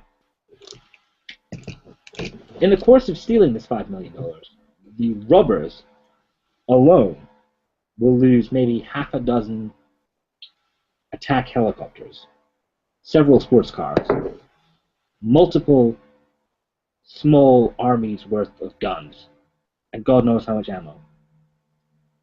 So they've already that 5 milli is. They blew through that in like the first 2 helicopters. This game makes no sense. If you want to make another Battlefield game, make another Battlefield game. You want to make a Cops game, make a Cops game. Don't do one and say it's both. Maybe the campaign's better. Maybe that's where Visceral. Maybe it's Heat. Maybe they're like, maybe you boot up the campaign, and it's like, oh, guess what? You're playing Heat. I mean, it sounds like maybe they just show you Heat. Maybe it's just you just watch Heat and then. Well, it sounds like the campaign is like based on police procedural TV shows. When they said that, I was like, dude, 24. It sounded. I like that idea. It's not quite the Cops game that I want, which is SWAT 5, but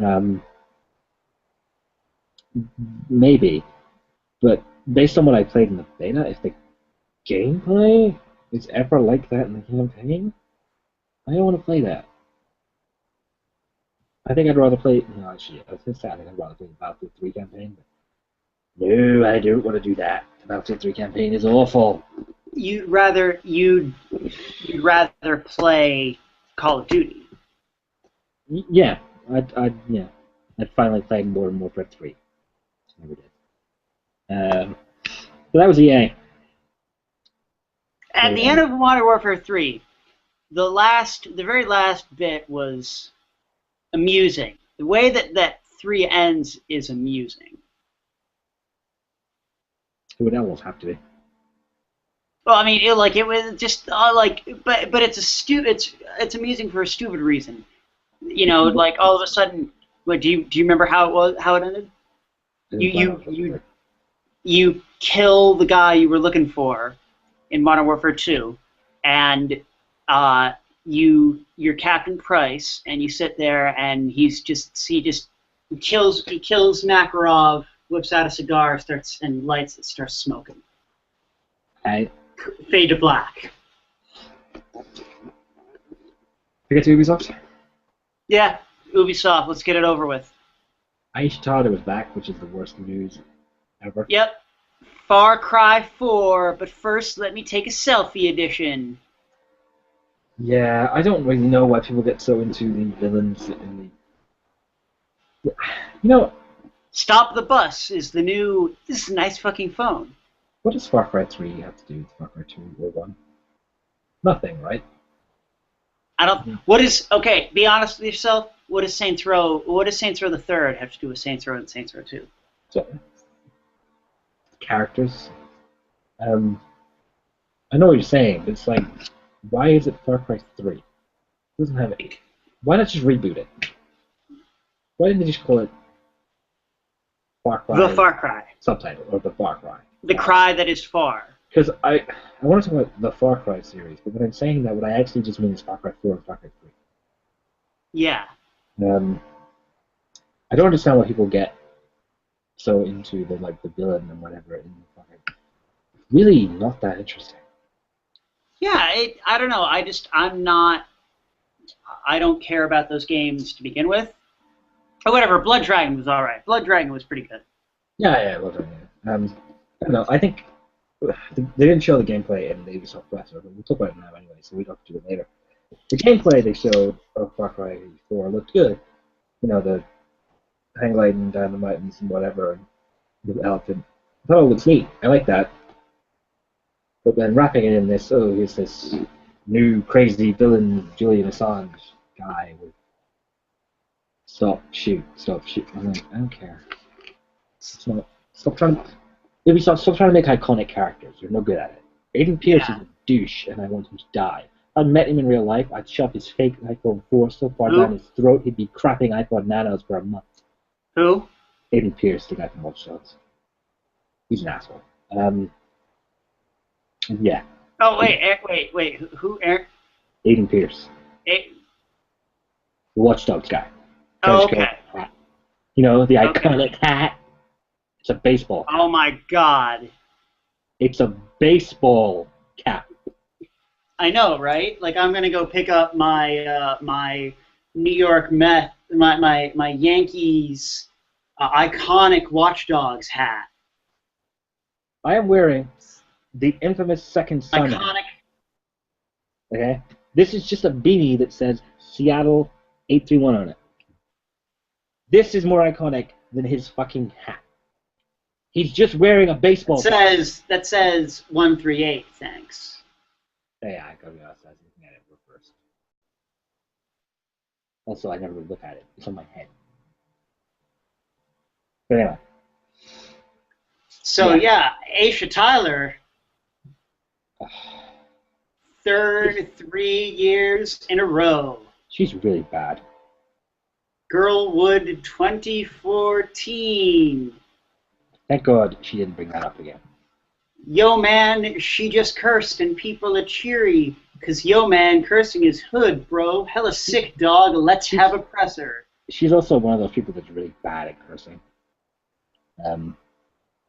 It's just the reaction to the giant bomb crew had when she was like, "It's hot in here. It is like 420 up in this bitch." Oh God. I'm like, Aisha Tyler, I give that woman credit for one thing. She seems self-aware and does not give a fuck. Is she though? She at least seems to know that people are laughing at her. Yeah, but she seems to think it's because they think she's not really a gamer. I believe that she's a gamer. Oh, yeah. She's one of I the just don't think she's awful, funny. terrible gamers that everyone hates. You know, the dude bros. She's one of them. And I don't. And she's one that has to go out of her way to make you like. There are plenty, and it's like, woo, I'm a celebrity, and it's a combination of, woo, I'm a celebrity, and I love video games, and woo, I'm a girl, and I like video games. It's like, this goes beyond the misogynistic layer of, like, I know plenty of girls that like video games. You are not special. Aisha Tyler, like, and they are far funnier than you are, and they are better actors than you are. It's like, I mean, there's a ton of, like, GameSpot editors that are really, they're female GameSpot editors that are really funny, obviously love video games. They don't need to resort to this dude bro nonsense. Like Jess McDonald doesn't say girl would. Yeah. I mean, I'll say it this way: I kind of don't even like Aisha Tyler as an actress. I mean, I saw her on 24. Her time on 24, I hated her character. Oh yeah. Season 4, like she was like I hated her. Yeah. Yeah. I almost forgot she did that because it's such a throwaway character even at 24. So. Well, because it's 24. Any character whose name is not Jack Bauer or Chloe O'Brien is a throwaway character, as far as the writers are concerned. Although Bill Buchanan shouldn't have been a throwaway character. He should not have been. He was cool. Awesome. He was cool. He and Curtis. I love Bill Buchanan. Those 4 dudes should have been. He should have been part of the permanent crew at that point. He was so. Yeah, good. It's been like, okay, like we're all right. He's in the here. first series. I mean, why is it's like why? Who is head of CTU right now? Fuck, man, who cares? These 4 dudes are running it. Yeah. These 2 dudes and this 1 woman are running it, and then some guy named Jack comes up, and he says, "Damn it," and then he shoots somebody. Yeah. Have you been watching? Watching Live Another Day? I haven't seen the most recent one. Same here, I haven't, but it's okay. I like it. It's 24. I wanted more 24. It's 24. I'm not sure how they're going to get down to like they're halfway through the thing already, and they still haven't done the time skip of. Yeah, they were saying they were going to have like time running between episodes, but it hasn't happened yet, has it? Yeah, like I would expect, and you would expect that would be like we've got to get on an airplane to go to America. The early on stuff. You think? Yeah. Because you think you wouldn't want to be near the climax, would you? Yeah, well, it would be like we're in the UK right now. We need to get back home to America. And then 2 hours later, and then the next episode is 2 hours later or whenever when the flight is. That reminds me, they've been taping that show, like next door to where I work. Oh wow! There's like an abandoned factory, and that's where like the CTU or like the CIA London thing was. So there's been like explosions and cars started. So cool. Wait, really? Around where? Next door. It's great. Next door to our headquarters. They were taping that shit. So wait, are they? What do you think? They're gonna have another season after this? I hope so. I hope so. Yeah. I hope the same thing. It's the same thing I hope for Heroes.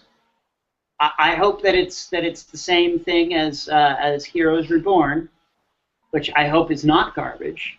Yeah, I could go for more good heroes. Keep all that circus bullshit out of it. Go back to it just being about people with powers. Yeah. Though I hear it might be in the wake of, if it's a continuation of season 4. Ugh. Yeah. Just do a time skip, so we don't have to do any of that. Although I don't mind the idea of everyone knowing there are people with powers. Yeah. As long as they go like an X-Men route with it. Uh, so yeah, the thing with Aisha swearing is she's one of those people that's not very good at it. I don't know if you remember this Bulletstorm E3 demo. They had a woman on stage for that, and she couldn't swear either. So they had her going like, "It's fucking awesome." I'm like, don't say fuck. You can't say. Some people can say fuck. You can't say fuck. Yeah, it's like, and it wasn't even like, it's, yeah, you're either going to end with Bulletstorm, especially, like, you don't send somebody on there to curse if they don't know how to curse. Exactly. Otherwise, you just have them up there starting and saying the made-up curse words that they made for Bulletstorms. You start having them call people dick tits. Yeah. So then it was Just Dance. More Just Dance. Yep, Just Dance, as I call it, the Just Dance, because of course we made a new one, so buy it, fuckers, we know you will, 2014 edition. You can play with your phone as a controller now. Basically, I think because Ubisoft wanted to find a way to say fuck you to Nintendo. It's kind of a big move because Nintendo really did good things for Ubisoft, so kind of shitty. More Division. Still the Division. Yep. Still got Tom Clancy's name on it for reasons past my understanding. Dude's dead. It's kind of weird. The Crew. Yep, The Crew. It's apparently an MMO. They had a weird thing for that. It looks like they didn't have time to make a demo or a trailer. So they just set some like people with a task in the studio of driving across the map. They recorded it and then they just sped it up and set it to music. All the fields. And then Aisha Tyler comes in making fun of the way a guy says beta. That was weird. That was the get off the stage, no really, Aisha. That was just, I mean, there was no need for it. She says beta, you say beta. Who cares? She wasn't trying to be mean-spirited about it, but it was so uncalled for that it was just impossible. Yeah, it's like if we make that joke, that's okay, or that's funny, or what? It's something that we can laugh at. You giving the press conference. Yeah. Yeah. Like, leave that to us. Leave that to the Twitter sphere. The internet will do that for you. It's like, shut up. You know? It wasn't even something that people in Britain just say beta. Some of them say beta, some of them say beta. It's like, it's not a thing. Yeah, beta is fun. Is way more fun to say. It is way more fun. Yeah. They also showed Assassin's Creed. What do you thought about that? Yeah, it sucks. It then sucks. Shape Up, which I guess oh boy, is the new refit Ubisoft clone. Because I so totally cared about that game too. Because there's always a clone of refit from Ubisoft, just like there used to be a clone of it from EA, but now there isn't. Do Ubisoft just clone everything Nintendo does? In fact, do Ubisoft just clone everything everyone does? Is that their thing? I think so. And they cloned open world games. They cloned. They were going to clone the Vitality sensor. Do you remember that? I think so. Yeah. It was so funny because the year they unveiled it was the same year Nintendo went, "Yeah, we're not doing that." Yeah, fuck that shit. Yeah. Yeah. So that fitness game, my brother has an Xbox One. He seems kind of into it. I don't know.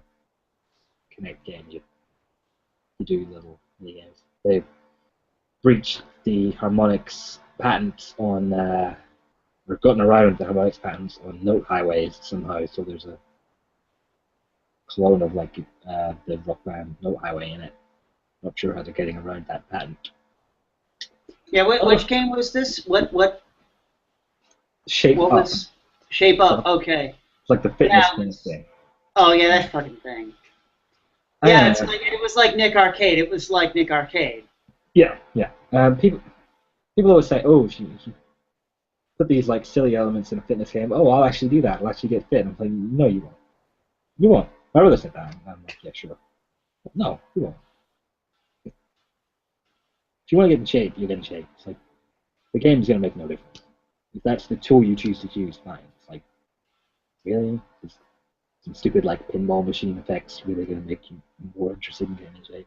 If you want to make getting in shape fun, just put your earphones in and listen to music. Everyone else Yeah. does. You can get apps for running now that turn it into a game. Like there's one Yeah. where Like the zombie one, and then there's like an audio story of like zombies and you're running away from them.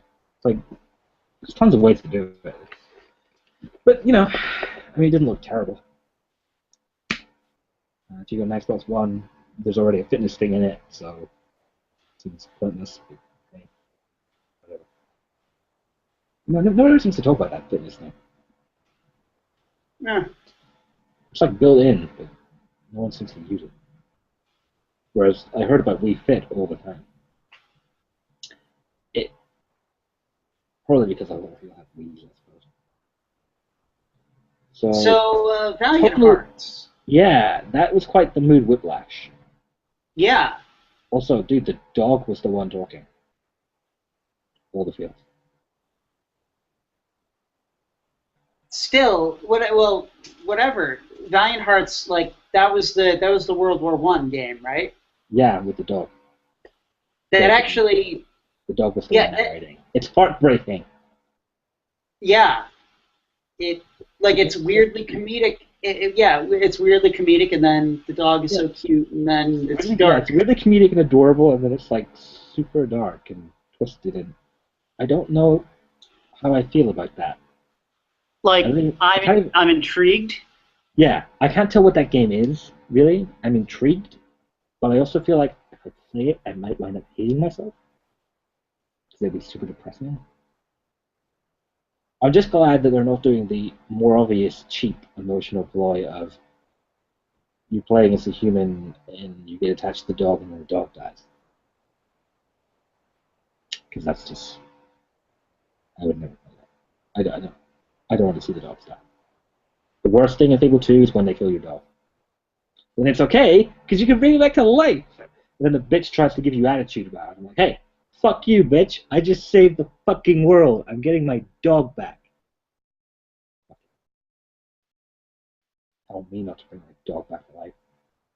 Halo, it's Fables, Halos, and dogs. What are we even talking about? This is what I get for looking on my phone. Unprofessional, aren't I? You know who else is unprofessional? Aisha Tyler. And she introduced someone who's not unprofessional to end the show. In what is now becoming a cliche, Yves Guillemot turned up to do his one more thing. Oh, yeah, pulling a Steve Jobs. Home Alone 5: The Reckoning, as Little Karibo of Yu-Gi-Oh! The Abridged Series fame would say. This time, it wasn't a new franchise. No one could tell what it was at first because they got a late title card on that demo, but... It was a this following build is pre-alpha. Yeah. By about, I think it's the length people play it. People were playing that at the show, which is weird. Normally, if something's that early, they do that thing where it's like you're in a theater and you watch someone play it. But they were letting journalists play that build, which is weird. I was, before they put the title card up there, I was like, dude, this is the hot new Rayman spin that the series needs. Rayman Act 0. It looks alright. Rainbow Six Siege. It's not quite SWAT 5, which is what I really want, but it's in the right ballpark. You rescue someone. Capture the flag. That's so 2012. Capture the pretty white lady. I really think that comparison is stupid. It is. It's really reductive in terms of games. Straight away, there was like so-called academics on Twitter complaining that they just turned a woman into a flag. And it's a game about home invasions. And are you saying that they should only have men be victims, because that sends a weird message too, you know. And Father's Day, man, because It essentially did you read that? Did you read that shit? Did you read that shit? This is a forum where we can say. Did you read about that shit on Twitter? About how there was this parody hashtag called End Father's Day. It was supposed to be satire, right? And there were a bunch of feminazis who, like, Poe's law took into effect because there wasn't a smiley posted on any part of it, and so they were immediately like, yeah, hell yeah, let's end Father's Day because fathers are just rape instructors.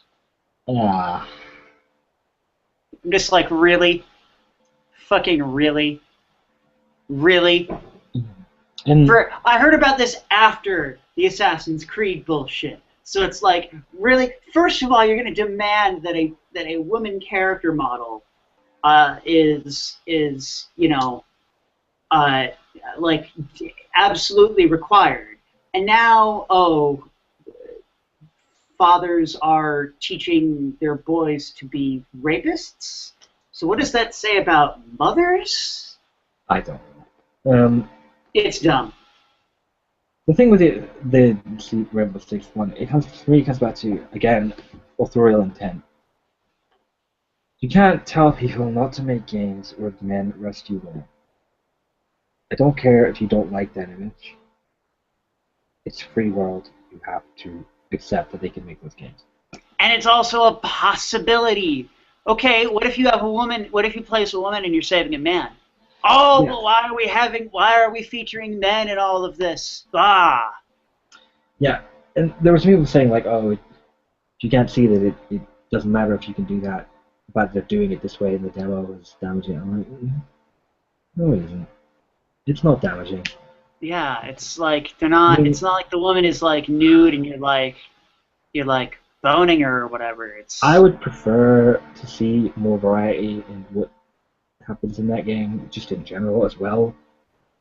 But it's one demo, one playthrough of that game, one mode, once. There is no capacity to judge what that sends as a message. It's way, way too small.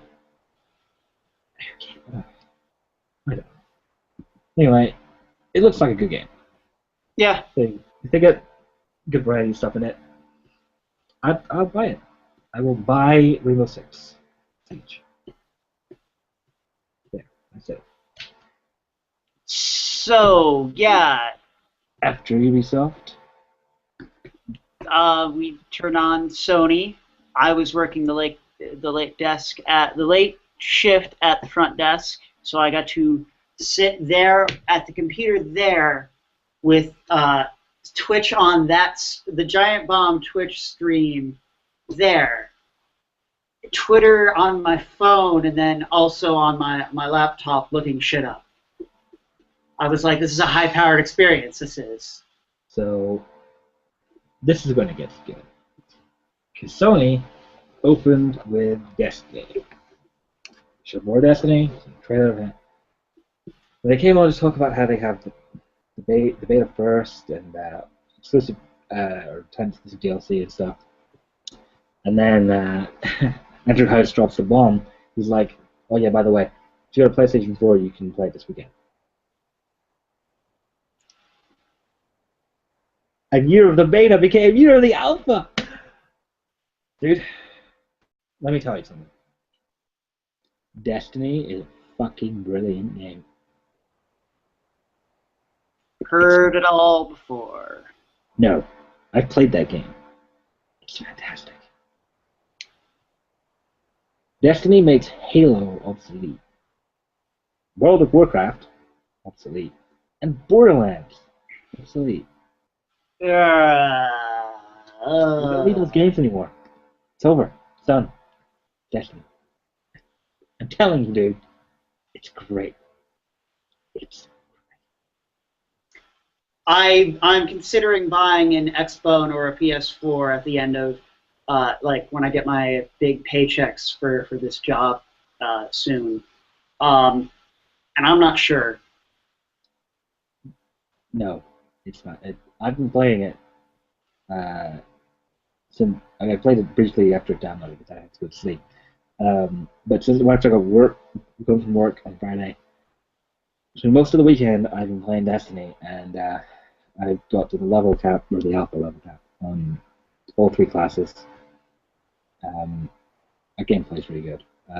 The shooting's fantastic. They've got a good balance between left trigger, right trigger, and shoot from the hip. So you don't always have to be, aiming down sights to actually kill people. The upgrades and stuff are cool. The special abilities are cool, and the verticality, the vertical movement ability. Movement seems to be the big thing this generation with like Titanfall and stuff. There's some pretty cool movement in that game, like the jetpack, and then there's my favorite class, the Warlock, has like a magic glide, because space witches, and hunters can just double jump. That's just the thing, though. I don't know. I don't really know a lot, and I don't think I can. I was not interested in that. I looked, except the white PS4. Oh man, it is very good. That is a sexy PS4. The PS4 is a good console anyway. So the room. So the order. So the order. Yo man, this room is dark. Now shoot stuff. Yeah. Probably looks good. So okay, it's like someone made Gears of War with an intellectual property that doesn't suck balls. Yeah, Entwined. That was cool. Yeah, yeah it's totally doing a fucking Sega Genesis on this bitch. A Saturn, you mean? Saturn, yeah. Sorry, it's Mega Drive here, so I don't know. Yeah, I was gonna say you with your fucking Mega Drive. Yeah. It's out. It was just out. They were like, there it is. Go buy it. I didn't, because I kind of want to. I might actually go pick that up when I get. You control each character with a different stick, so it's like Brothers. Yeah, Brothers. What about the schizoid, the space neon lobsters that have to work cooperatively? Yeah. Oh, I put that in the description for that game's page on Jackpot. It wasn't there. I was like, this was sometime after the meme as well. Like, sometime after. I went and looked at the page and I was like, wait a minute. Why is that not... Yeah. Okay, Space neon lobsters that have to work cooperatively. Yeah, I changed it, what it said about who you play as to where you play as Space neon lobsters have to work cooperatively. I love that phrase. It's a great phrase. That's also the best concept ever. That should be, if that doesn't have its own concept page, fuck that. That should be a genre. Space neon lobsters have to work cooperatively. And Entwined is the second game in that genre. Yeah, they're not lobsters, but they're space, they're neon, and they have to work cooperatively. So it's the same thing, part of that genre. In this case, lobster is just a stand-in for creature. That should be a thing now too. We should make lobster a synonym for creature. So there was a line there that they were talking about dragons blazing across as your skies or whatever, and I say, that's right. My dragon always blazes across the sky. Sony, thank you very much. Ew. What does that even mean? I don't know. It just sounds gross. Let's see what I like. That game looked neat and all, but it's something that was weird. Every time they demoed it, whenever they referred to the two characters, they called them the lovers. Which, I mean, in the story of the game, they are in love, but... Paper airplanes in love. The lovers. Yeah, it's a bunch of hippie. In the games.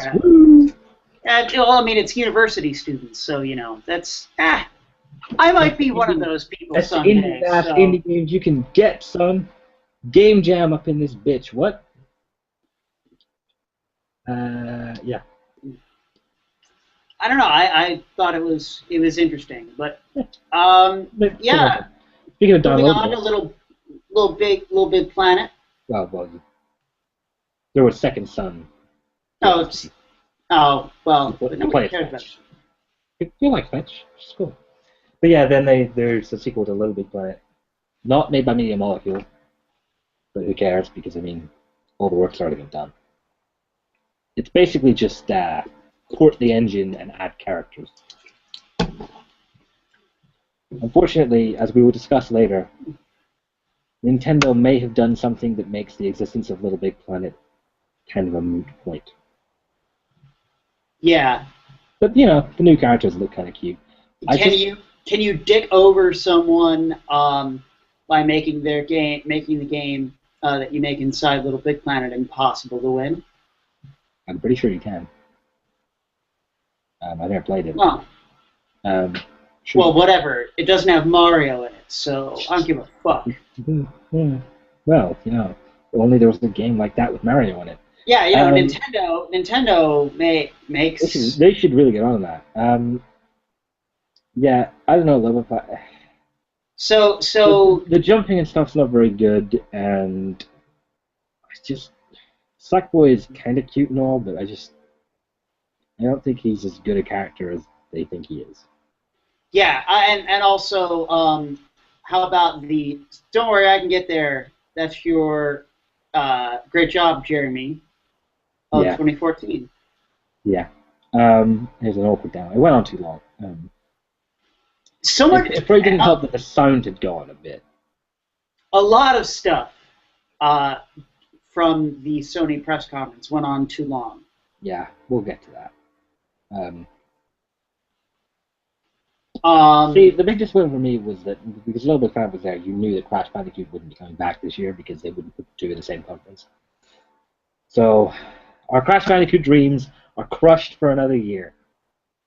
My hope now is that next year, Sony and Activision will announce that they have reached an agreement to do an HD remake of the original Crash trilogy for the 20th anniversary the following year. Do that. Crash 1, Crash 2, Crash 3, put it in 1080p 60, new art, make it play right, we'll call it even. Here's the other thing. Mark Cerny should be in charge. Mark Cerny makes Crash Bandicoot games. You put some other fucker in charge of this, and we're... I got this idea for you. I got this idea. He's this hot new talent. He's excellent at what he does. What do you think of this guy, Matthew Kessler? I think he's history's greatest monster. If history's greatest monster were to make a Crash Bandicoot game, would I buy it? Is that what you're saying? yeah, just the thought of that. That's frightening, isn't it? Would you believe that I'm desperate enough for a new Crash Bandicoot game that I wouldn't care? I thought you had standards, man. I really like Crash Bandicoot. I played those games again on my PS3 last summer. They totally hold up! God damn it. Fucking Activision. Ruins everything. Well, anyway, Destiny. They didn't ruin Destiny.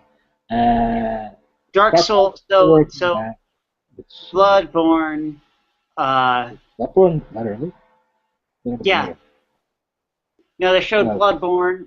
This list whoever wrote this list I've got missed Bloodborne. What the fuck?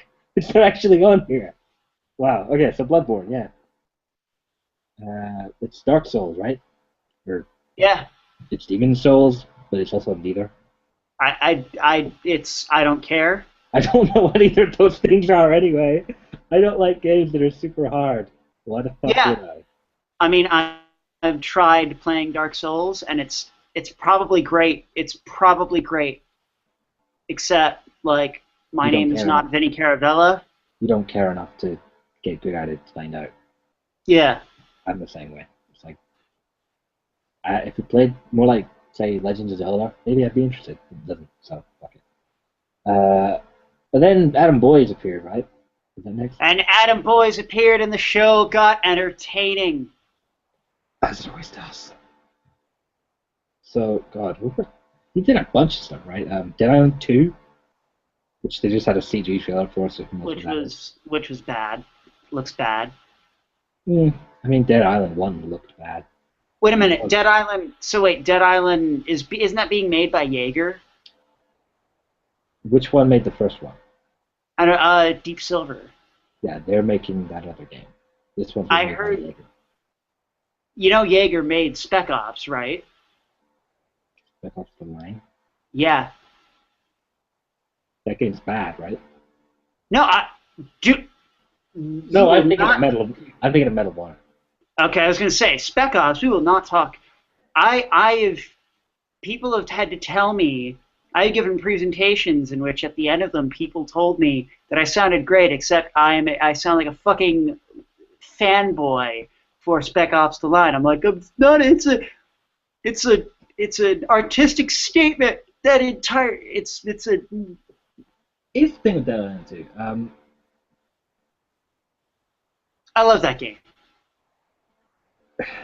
I thought the trailer had a good tone to it. Dead Island took zombies too seriously, and I liked the jaunty thing with the music, and it was fun trailer. Still don't think I want to play another zombie game. Yeah, neither do I. I'm gonna play The Last of Us on PS4 because apparently it's really good. And I didn't play it on PS3 because I knew they would release it on PS4 because. Adam Boyes mentions more zombie action. I said on Twitter, I'm pretty sure I get so much zombie action that it's starting to bleed into time spent on other kinds of action. You know what I'm saying? Couldn't someone just make a dinosaur game instead? What? That's right. New Turok, bro. Bringing it back.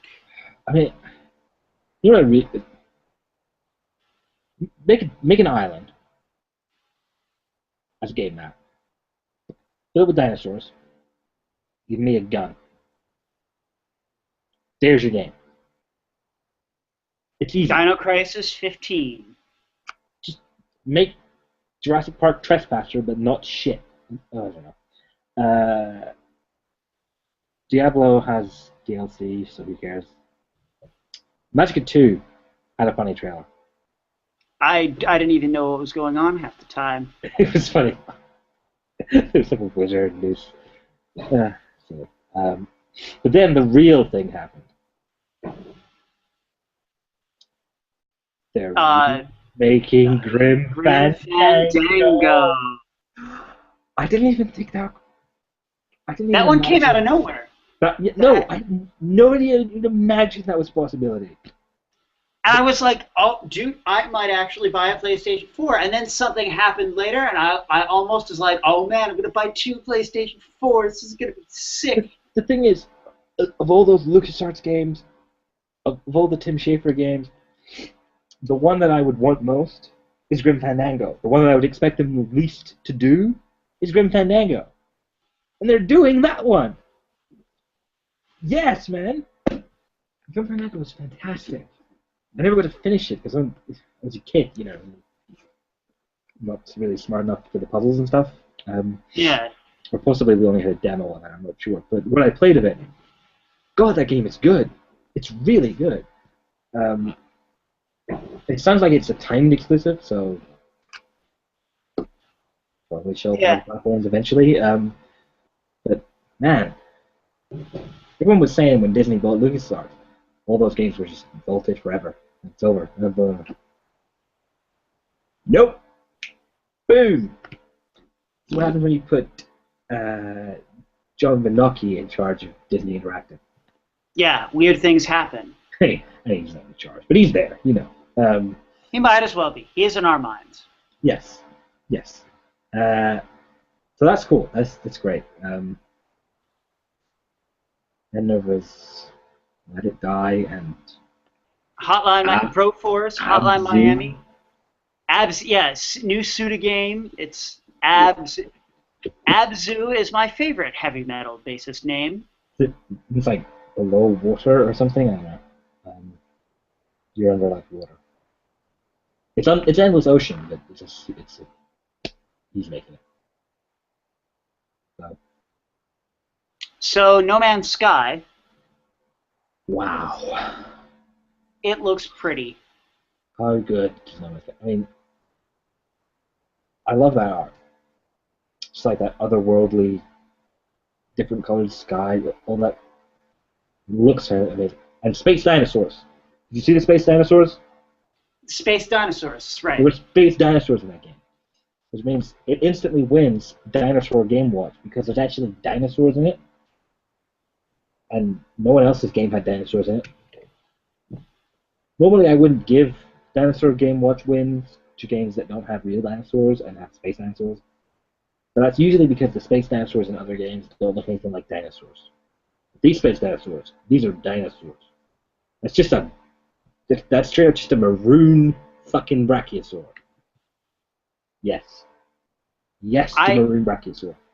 personally, I will say this: when they say, "Oh, we couldn't even find the limits of the world," I'm like, as somebody who has done game studies, research, and everything, I'm sure not too far from now they're gonna find the end of the game world because Well, if they do, I think it's not going to be because there's a planned end to the game world. I think it's just going to be because computers can't have very high numbers. Because they're going to run out of bits. The way they're building that game, I for once actually believe them on their scales claim.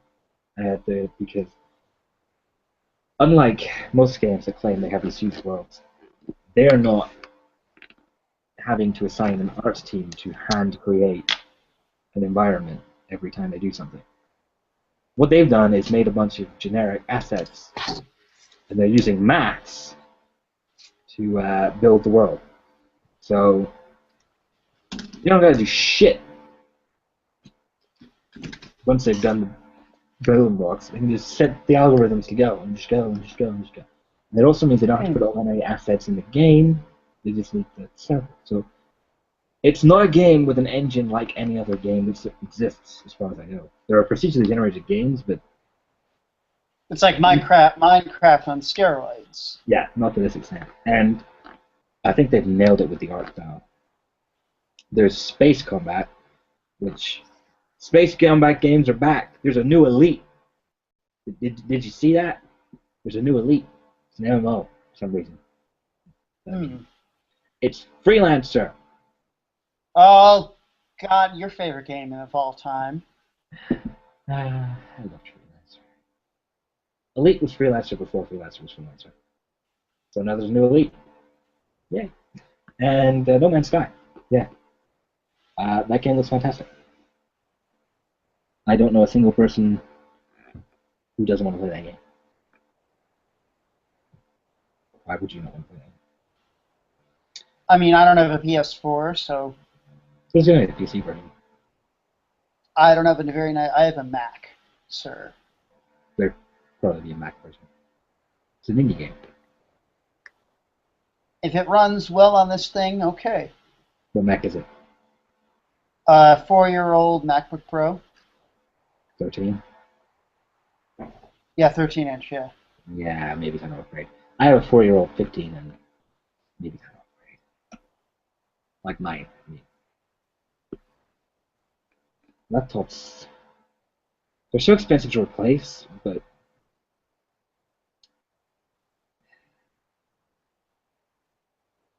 Yeah. I really want to buy a new laptop. I really don't want to spend that much money. Um, Even though it's every like 4 years instead of every like 2 or whatever when you get a phone or a tablet, I still don't want to spend the money.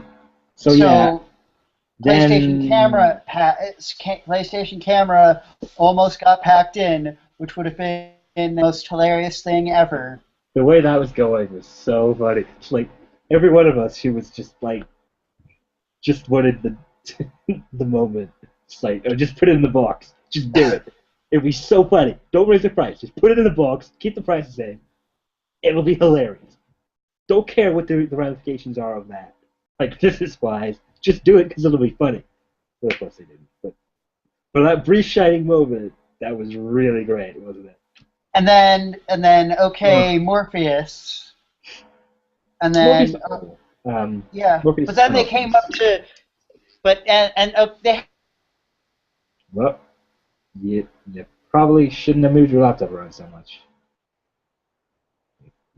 It kind of dropped out. That's predictable. He shouldn't have moved. You still there? There you go. I think you moved too much. Okay. So yeah, was this Sean Layden? Yeah, this was. No, this punctuating every point. No, this is me trying to see if you were still. No, I mean in the discussion, Sean Layden. Oh yeah. The world. Yeah. PlayStation Now. Services. Yeah, it's like so they announced Morpheus, PlayStation, all this other crap. PlayStation TV. Yeah, PlayStation TV. So which is Vita not TV. The Vita TV. The Vita TV, the Vita brand must be worthless if they're not putting it on that thing. I mean, there's no other reason to take that off the name. They must have numbers that tell them that brand is junk. But yeah, which is why like I don't care about like if that thing is not. That thing was $90 in Japan. If that thing is not.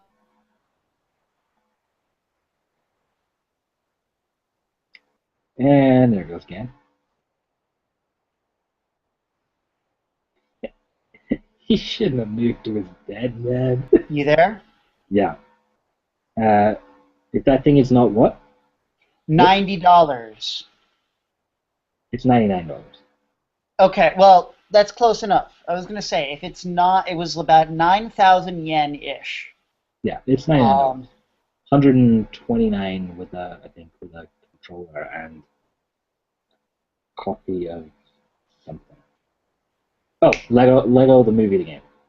The Lego movie game. Okay, that's doable. That's a good price for that. That's a good movie, by the way. Yeah, really, you should see that movie. It's great. The only downside is the controller you get is one of these, which in a world where these exist is garbage. But I guess these are really cheap now, so costing nothing to put these in the box, whereas those are like worth $50. Also, they're having real trouble with stock on these. I want a blue one. I have had an order for a blue one now for months. There is no stock of anything but black ones. God damn it. You who cares about your controller color? I want a blue one. I'll take a white one if they suddenly appear. I'm a sucker for a weird, odd-looking controller. I got the Halo 3 Xbox 360 with the Halo 3 controller, and then I also later pre-ordered the Halo 3 special ODST special edition with the other Xbox 360 Halo controller, which was the same color, but it had all the like graphics and design on it. I'm that guy. Look at this. Look at this thing. Hang on.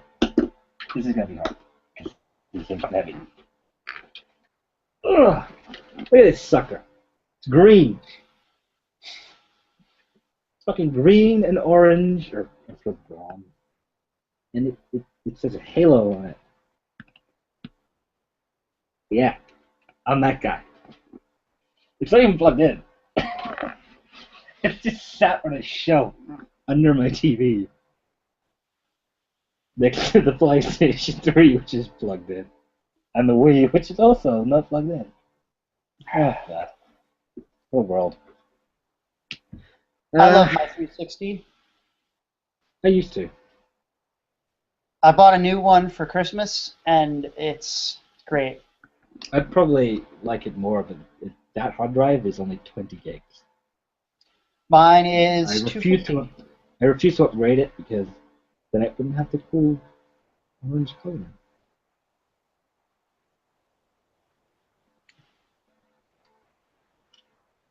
Anyway, so So Morpheus, powers.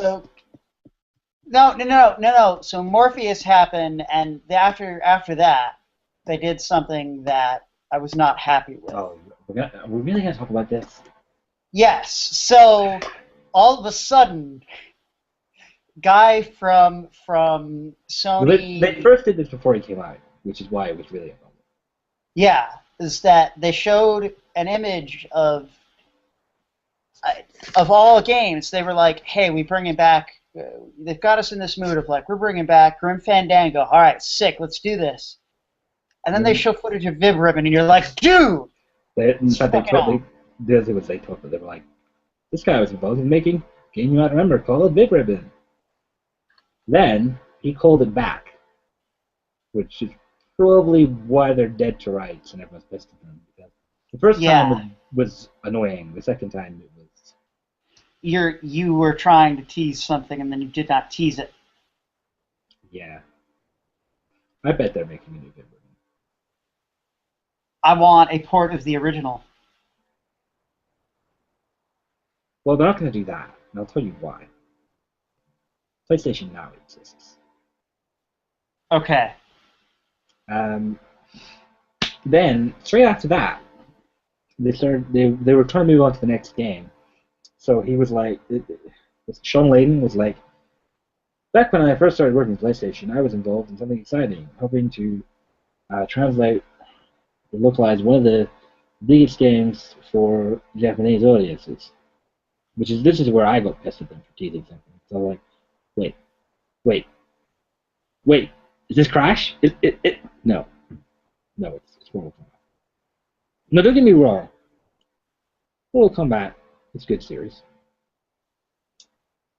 But the way he made that segue sound, did anyone think he was going to say Mortal Kombat?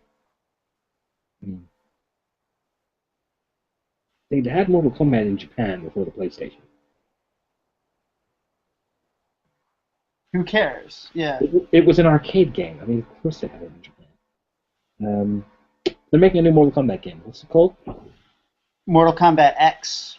That's right. Not Mortal Kombat 10. Mortal Kombat. Which kind of sounds dumb. I really want to call it Mortal Kombat Cross. It's because you're a foreigner. No, it's because my favorite. You know when they do a crossover. My favorite styling for it is cross rather than versus or plus or meets or whatever. So when Giant Bomb and GameSpot did that thing, I was going around calling it Giant Bomb Cross GameSpot. It should be Marvel Cross Capcom, not Marvel versus. That's bullshit. Cross. You gotta do that. That trailer was brutal. Yeah, they have come up with new ways to kill dudes. Which is saying something for Mortal Kombat. I kind of thought they'd come up with every possible way to mutilate things. But no, I was wrong. And then from there, Sony went Microsoft on us. Yeah. I mean, whatever. It's Powers was dumb. like I kind of don't buy into the argument that the E3 presser should only ever talk about games. Period. I don't mind that, but I don't also mind them talking about other things. The problem with the Powers thing was Is that it went on for far too long. yeah, they did. It's not so much they did on Microsoft. What they did was they did on. Do you remember the? I think it was the last year Joe McHale did Ubisoft, and they had Yeah, and they had Avatar. James James Cameron Cameron. came out. They did that, and I know they were talking about a game there, but James Cameron didn't have anything to to do with the game. He was just talking about the movie. And Brian O'Connor is a fantastic writer, cool dude. I do not need to hear him talking about powers that much. It probably also didn't help that they didn't have anything to show apart from concept art and him talking. Concept art for a TV show that's from a comic book is worthless. You know why? Because if I want to see the art, I can just go buy the damn comic book. That's right. So yeah, it was too long. I mean, they did deny some service stuff with it. They're putting YouTube on. Yeah, YouTube on PS4, bro. Just what the future is here. You can, but more importantly, you can direct upload to YouTube when it comes, so that's good. So recording yourself having sex in Playroom is now easier than ever. Actually, that is now easier than ever, because I don't know if it was mentioned here, but they did announce DLC for Playroom, which totally buys into the use it as a webcam for broadcasting thing. They're doing DLC like Studio Maker or something, and it lets you put in like virtual sets for your Playroom, for your stupid broadcast. So you can It's an have ascended sex. meme. Yeah. The stupid broadcasting it's an ascended meme. Promoted fanboys. That's what they're doing. Yeah, I don't know. TV. So then I did the Last of Us port, which we already knew about. It looks good. They said there were spoilers in that trailer, although I never played the game, but I didn't notice myself getting spoiled on anything. It was too, like,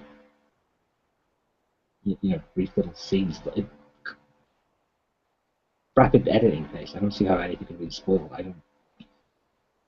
It's not like they I don't know. Whatever. Then they dropped the bomb. Grand Theft Auto 5. Yep. Next gen. Which, great. Old games on new consoles. Well, you say that, but I never played it the first time around. You know why I didn't play it the first time around? Because it was always going to come to the fucking new consoles. Why did anyone who was going to buy a new console buy it on the old console? Come on, people. So, why? So yeah, that's going to... They're doing a thing where you can bring forward your online stuff, which, I mean, who the fuck wants to play GTA Online, but whatever. The thing is, it meant that Adam Boyce said Xbox 360 in Sony press conference. You know who didn't say Xbox 360? Everyone at Microsoft. Microsoft didn't say Xbox 360 at all, not even once. I wonder if they can't say it anymore after Don Matrick did that thing where he was like, if you want an offline experience, we have a console for that. It's called Xbox 360. What a awful human being. Whatever, that guy's at, what, Zynga? Yeah. Right place for him. Right? That place is a cesspool. What else? They had a lot. Phantom Pain, which had a good trailer. The music was cool. It's on Spotify if anyone wants to listen to it. Arkham Knight. Looks like Arkham Knight. Fantastic graphics. And then, yeah, Unfarted. Thief's End. So if you like Uncharted, there's another one of those still. Oh boy. Whatever. And then Nintendo. No. This was cool. Yes. I was going into this being like, it can't get much worse than either Ubisoft or Sony. Well, I think you mean Ubisoft or EA. It can't get worse than any of those three. The only thing wrong with Sony was the Powers thing being too long and the vibrant. I mean, it was fine. I don't know, it just felt like a longer press conference anyway. But. It was. It was nearly twice as long. I'm sorry, I just I like my short press conferences. I like a long press conference. The only thing that was wrong with it for me was that Paris bit. Too long. But they had Robot Chicken to do the bits. Yeah, that was the best part. That was so good. Like 2 minutes in, Reggie. Come on, Reggie, tell us about Mother 3. And then Reggie laser eye beams, like blowing up Mother 3 kid. And he turns to the camera and he goes, and it's Reggie doing the voice, and he goes like, yeah. Well, I go Reggie on these fools. Oh my god! I love that Nintendo get it. Yeah. I mean, it's so dumb. But I love that they get the dumb. Yeah, they're like, we're not bringing Mother 3 over, and isn't it funny? Mario getting pissy because he wasn't in a starring role, and then Link's like doing the Daffy Duck bit, and then Cartoon Link appears, and he's like, "Hey, no one told me you were gonna be here." All those bits were great. Yeah, they were great. The whole thing was super self-aware, like Reggie and Iwata. That was great. Their little anime fight for Smash Brothers. And then oh, there it goes again. So that he reconnects. Smash Brothers segues into yeah. So yeah, Reggie versus Iwata, and then fucking here's the Mii Fire, and then it's Lincoln, and then Ice Mii. Yeah. Because it's a Mii of Ice Tea, am I right? Yeah. That was when I almost fell out of my seat. That was much better than obviously Obama but not Obama Sim. Did you see obviously Obama but not Obama Sim? I think so. That was grimy. That was weird. So then Smash Brothers is still Smash Brothers. It sounds like they're taking the tripping out of it, which I'm sure is significant to people to play a lot of Smash Brothers. I don't know what that means. But then Amiibo. Yeah, Amiibo. I liked Amiibo better when it was called Nintendo Figurine Platform. Yeah, that sounded cool. That's also like cooler. I liked how they called Famicom.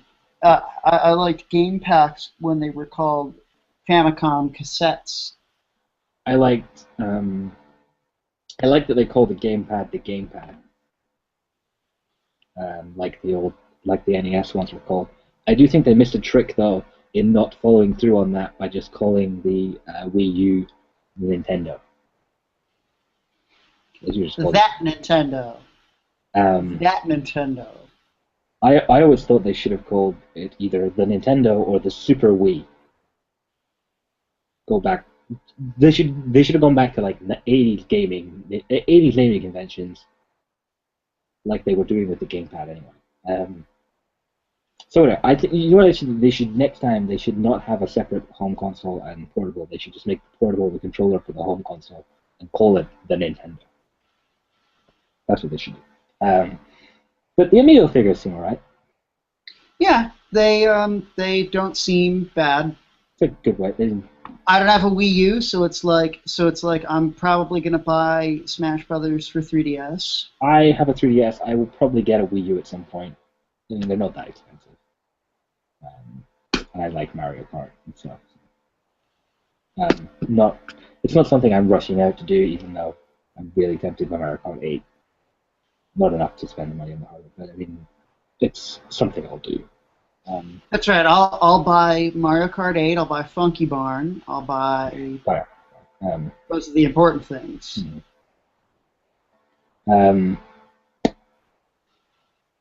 Jeff loves Yoshi. Jeff loves. I love that. Patrick. Such a good idea. Hashtag Jeff loves Yoshi. Hashtag Jeff loves Majora. Yeah, the Amiibo figurines look alright. I mean, when that sort of thing first started happening, people were like, oh, it's a shameless money grab. It's kind of, yeah, kind of it is, but it's better than like a Candy Crush Saga where you hate them. And how different is it from bringing a card, like the Japanese thing of, I've got this card that is for Street Fighter. Yeah, the real difference is And I bought like practically a wallet's worth of those things. yeah, the real difference is that the things are arguably more collectible, just in terms of you can display them as well. I mean, And if not the cards aren't collectible. the only thing is like I just hope that this is more this is cheap, like these are cheap figures. I think they're probably around the same as the Disney ones. And Well, because what I mean is like a $10. It's like, well, the thing is, much rather it be. they're arguably a better deal than the Skylanders of the Disney Infinity was, because this is another reason I like Nintendo figurine platform as better as a name, is they're not just an accessory to one game, they're a thing that Nintendo has. So they'll be in Smash Brothers, Mario Kart 8, they're going to put them on 3DS. Basically, it sounds like they're the new Mii's. Mii's are physical now. So, yeah. I mean, I like these things. My Disney Infinity figures. I have 60 of those. I should get more. They seem like neat little toys. It's better than like the Candy Crush thing, where it's like, you know, they nickel and dime you by selling you like fucking the rights to play the game over and over. At least this way you get a cool little thing you can keep. And yeah, sounds like I'm doing interesting stuff with it.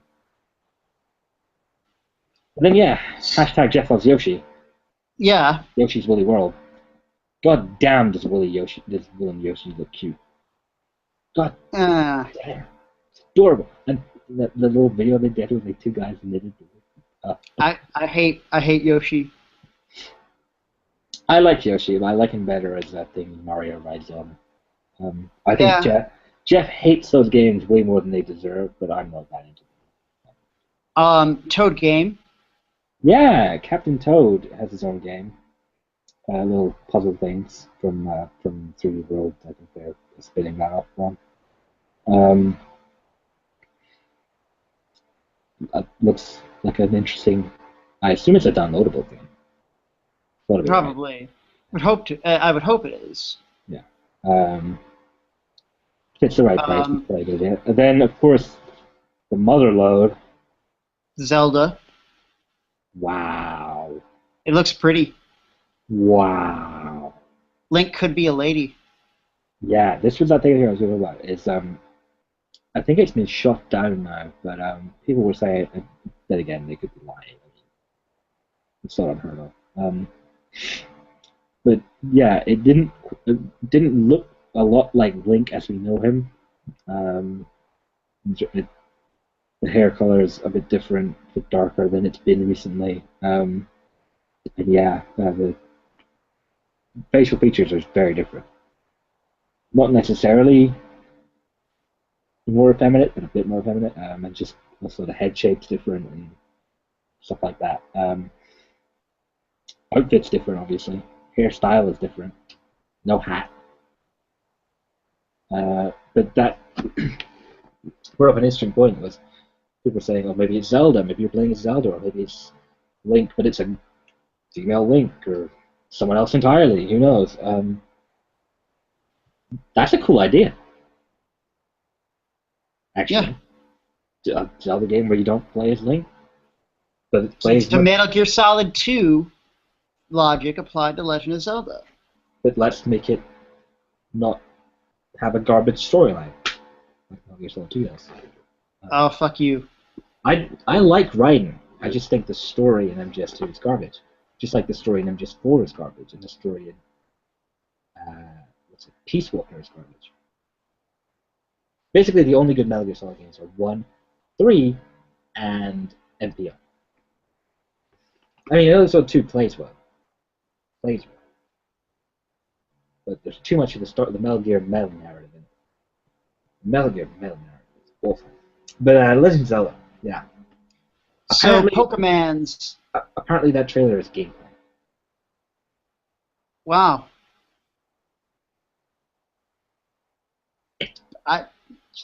It looks amazing. I know it looks great. I can't wait to see more of it. Then So yes, Pokemans, Pokemans. They're remaking the GBA games because of which we course. already knew. Yeah, we already know. So Um, sure, so it's you think there's going to be?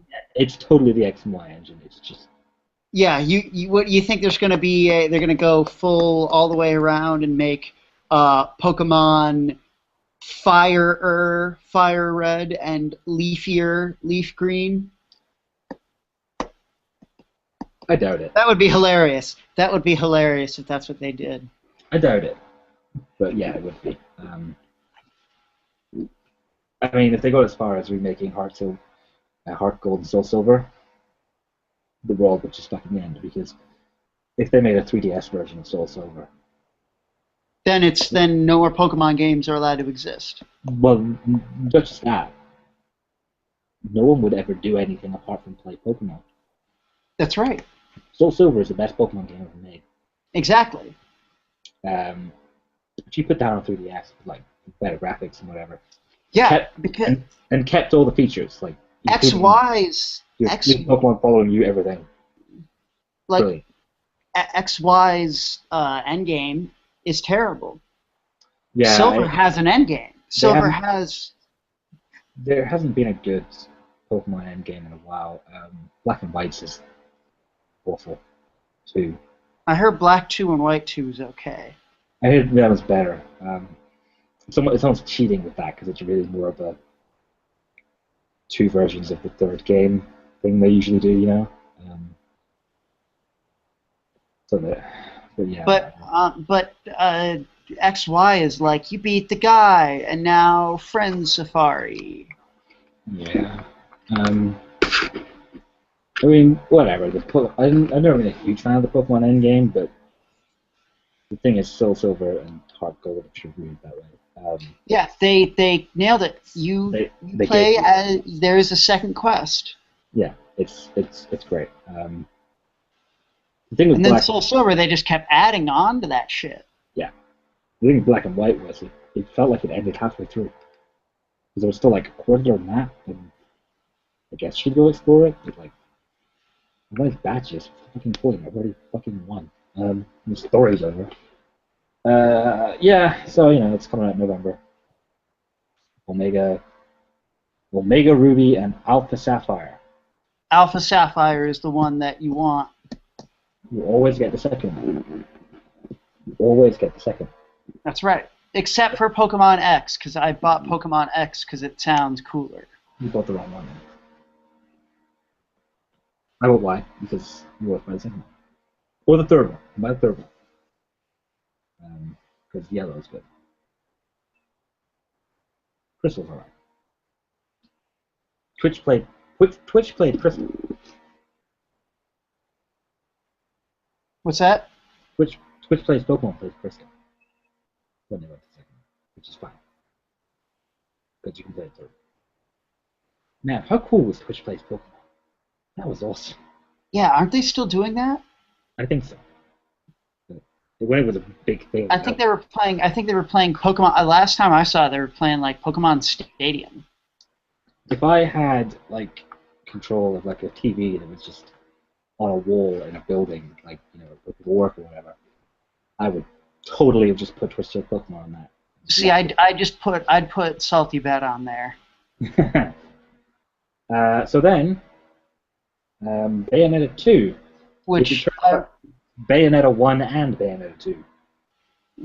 Because I totally give a shit about games that begin with Bay and end in Onetta. Yeah, I don't give a shit either, but it's crazy that's a Nintendo game. It wasn't on any Nintendo platforms originally, but no one else wanted to publish it. So now Nintendo just seems to be where the Japanese developers that make games no one wants to publish go and get their games published. And Nintendo just seems to do it because they don't have enough third-party like adult-themed games. So they've now had to start bolstering that part of their the Nintendo hardware lineup as well. So now they make the kid games and the adult games. So really, why do third parties even have to exist for them? I know, right? Because there's that Miyazaki, the guy that made Yeah. Ninja Gaiden. His new game is a Nintendo game. Don't you mean Don't you mean Nino Kuni? He worked Miyazaki. Oh wait, which Miyazaki are we talking about? The There's guy multiple with the Miyazaki. shades and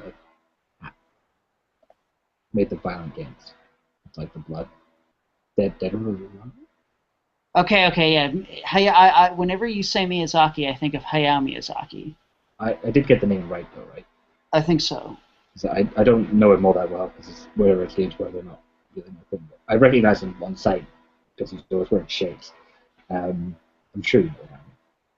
Hyrule Warriors. He's making a game since he left the studio under Acme.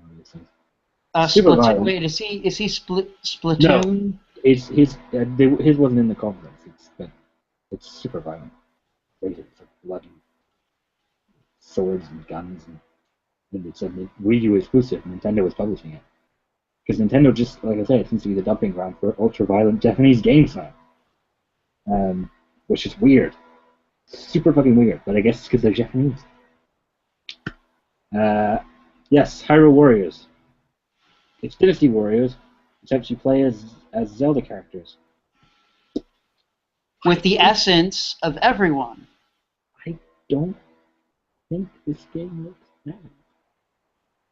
I know. Yeah, it doesn't look terrible. I know I'm supposed to because it's Dynasty Warriors and what the fuck, but it kind of looks fun. I kind of think it looks cool. It's really Link and then just like whack all those guys flying. I could be into that. Yeah. It fills me with hatred that I'm looking at a Warriors game and I want to play it. And then Xenoblade Chronicles, which yawn. Yeah. Kirby's back. Animu, Robits, Animu, and subtitles. Oh my. Mm-hmm. Kirby's back though. Yep. Mario Maker. There's the money shot.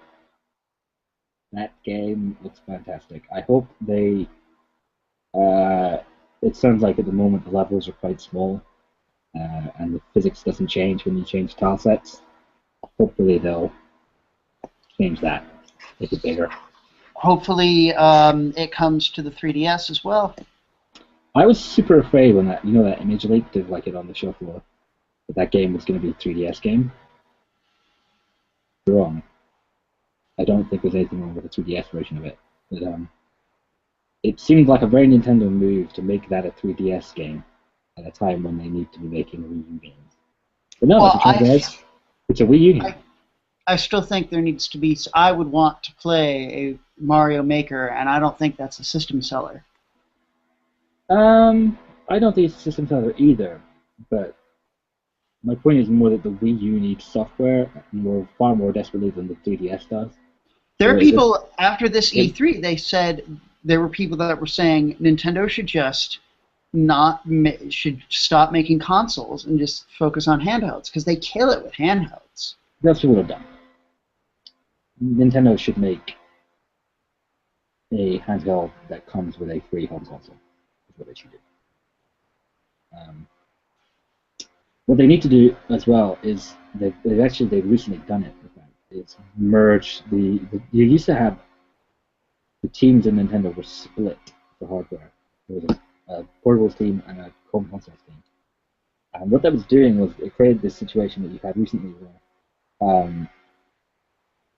the 3DS was cannibalizing all the Wii U sales because if you want to play Nintendo games, there's two ways to do it. They're basically competing with themselves. So anytime I made a 3DS game, it was poison for the Wii U because the Wii U needed games. So that's why I think what they should do is just sell the two in one package. A Nintendo. But yeah. Mario Maker looks cool. Hopefully they deliver on its promise. It's a great idea. Splatoon. Looks interesting. Nintendo is making an arena battle shooter. The way only Nintendo can, with paintballs and magic squids. because of course. It actually sounds alright. People who played it think it's good, apparently. And it's got full voice chat in a Nintendo game. It's like they traveled through time and joined us in 2014. Yeah. So I'm gonna quote game scholar Ian Bogost here. And what is it? He says also early report. So all of a sudden, Splatoon, and then anime popped up, and no one cared. And then No, this was the at Palutena. Palutena is in Smash Bros. Who cares? Yeah. Also, early reports suggest a special Jacobin Smash Brothers DLC. Trial by Smash Brothers blog. Why everybody? I don't get it. Ian Bogost is a smart gentleman, though. So. What is the deal with the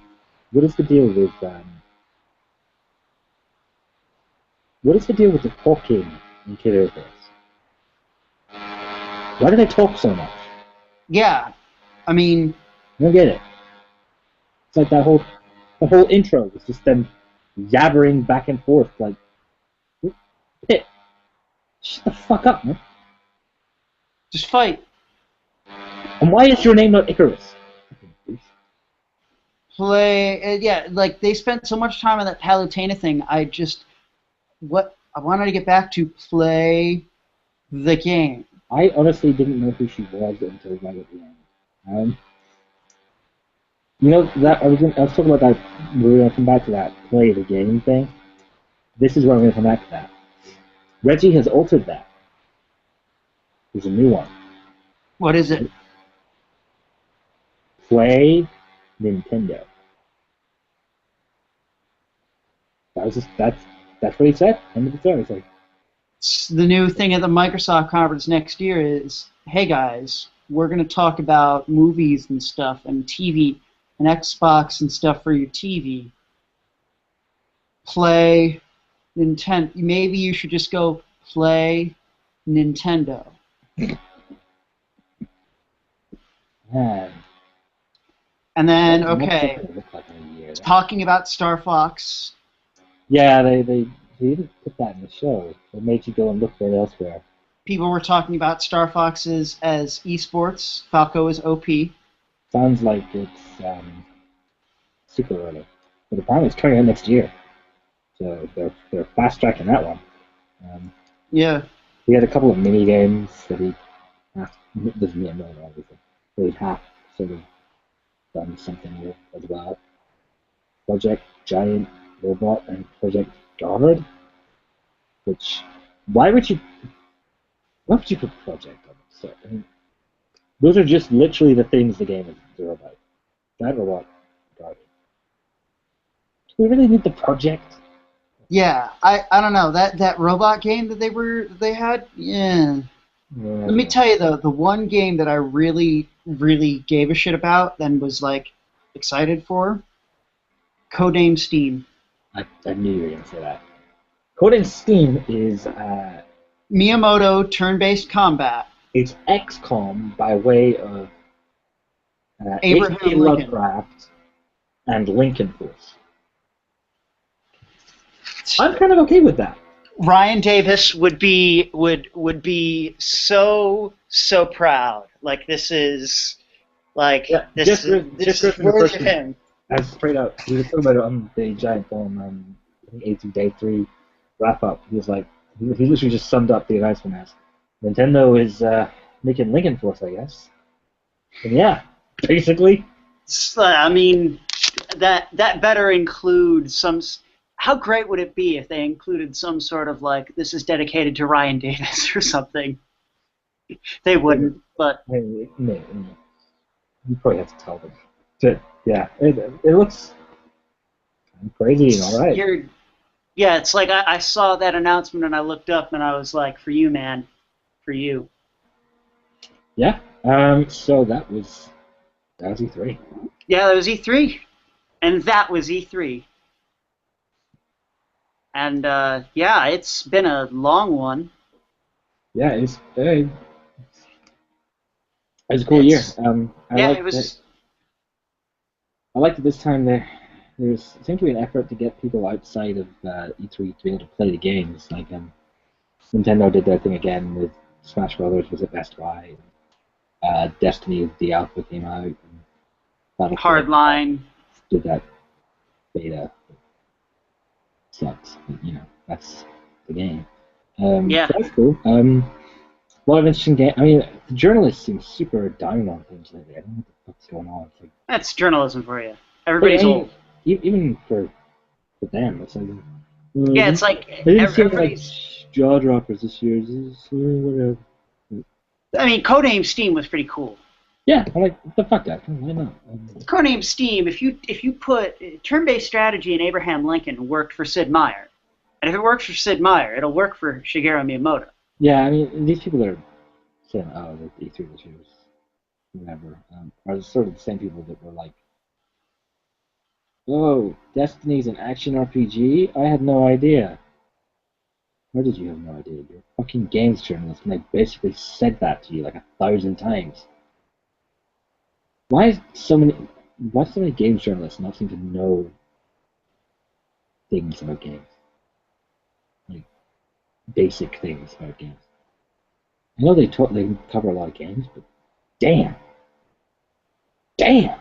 And yeah, like Polygon and Kotaku, like you said, were running the like Tabloids. yeah, their little mini dramas about everything. I thought it was good. I thought, with the exception of EA not having anything to show to speak of, And Ubisoft being Ubisoft. Ubisoft press conference was garbage because it's always garbage. Everyone had cool stuff to show off. Yeah. There were games that I'm like, yep, I want to play that fun game. Fucking video games.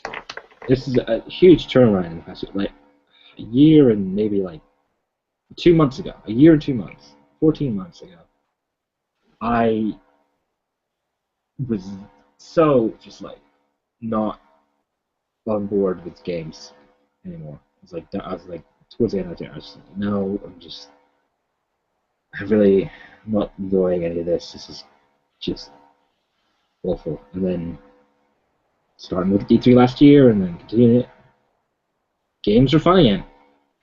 They're doing things right. It feels a lot more like the PlayStation 2 era to me. Yeah, it's like new consoles, bringing it back. Ideas, yeah. Diversity with games. People trying new shit. All sorts of art styles. It's great. I think it was a great, good year. Yeah. So once, yeah. No platform really fucked up.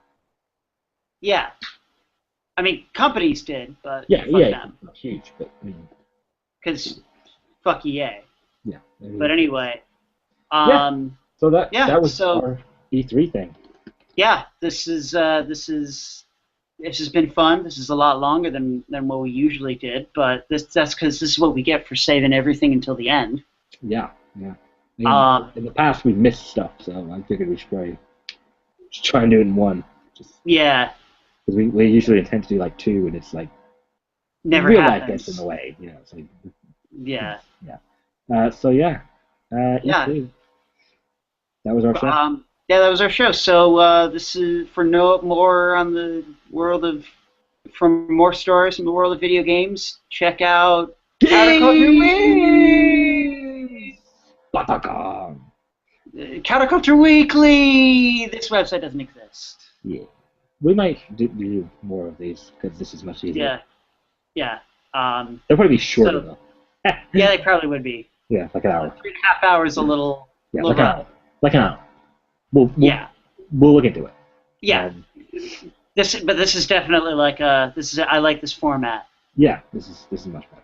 Maybe we can get guests. Maybe we can get guests on here. Remember we were like actually sort of maybe kind of a little bit like a relevant podcast? We could actually do that very easily.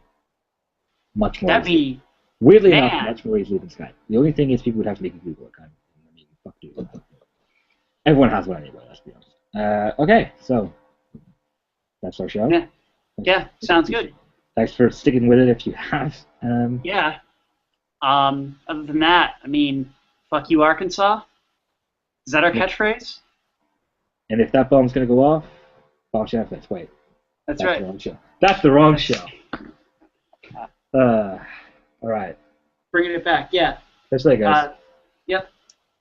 All right. I gotta go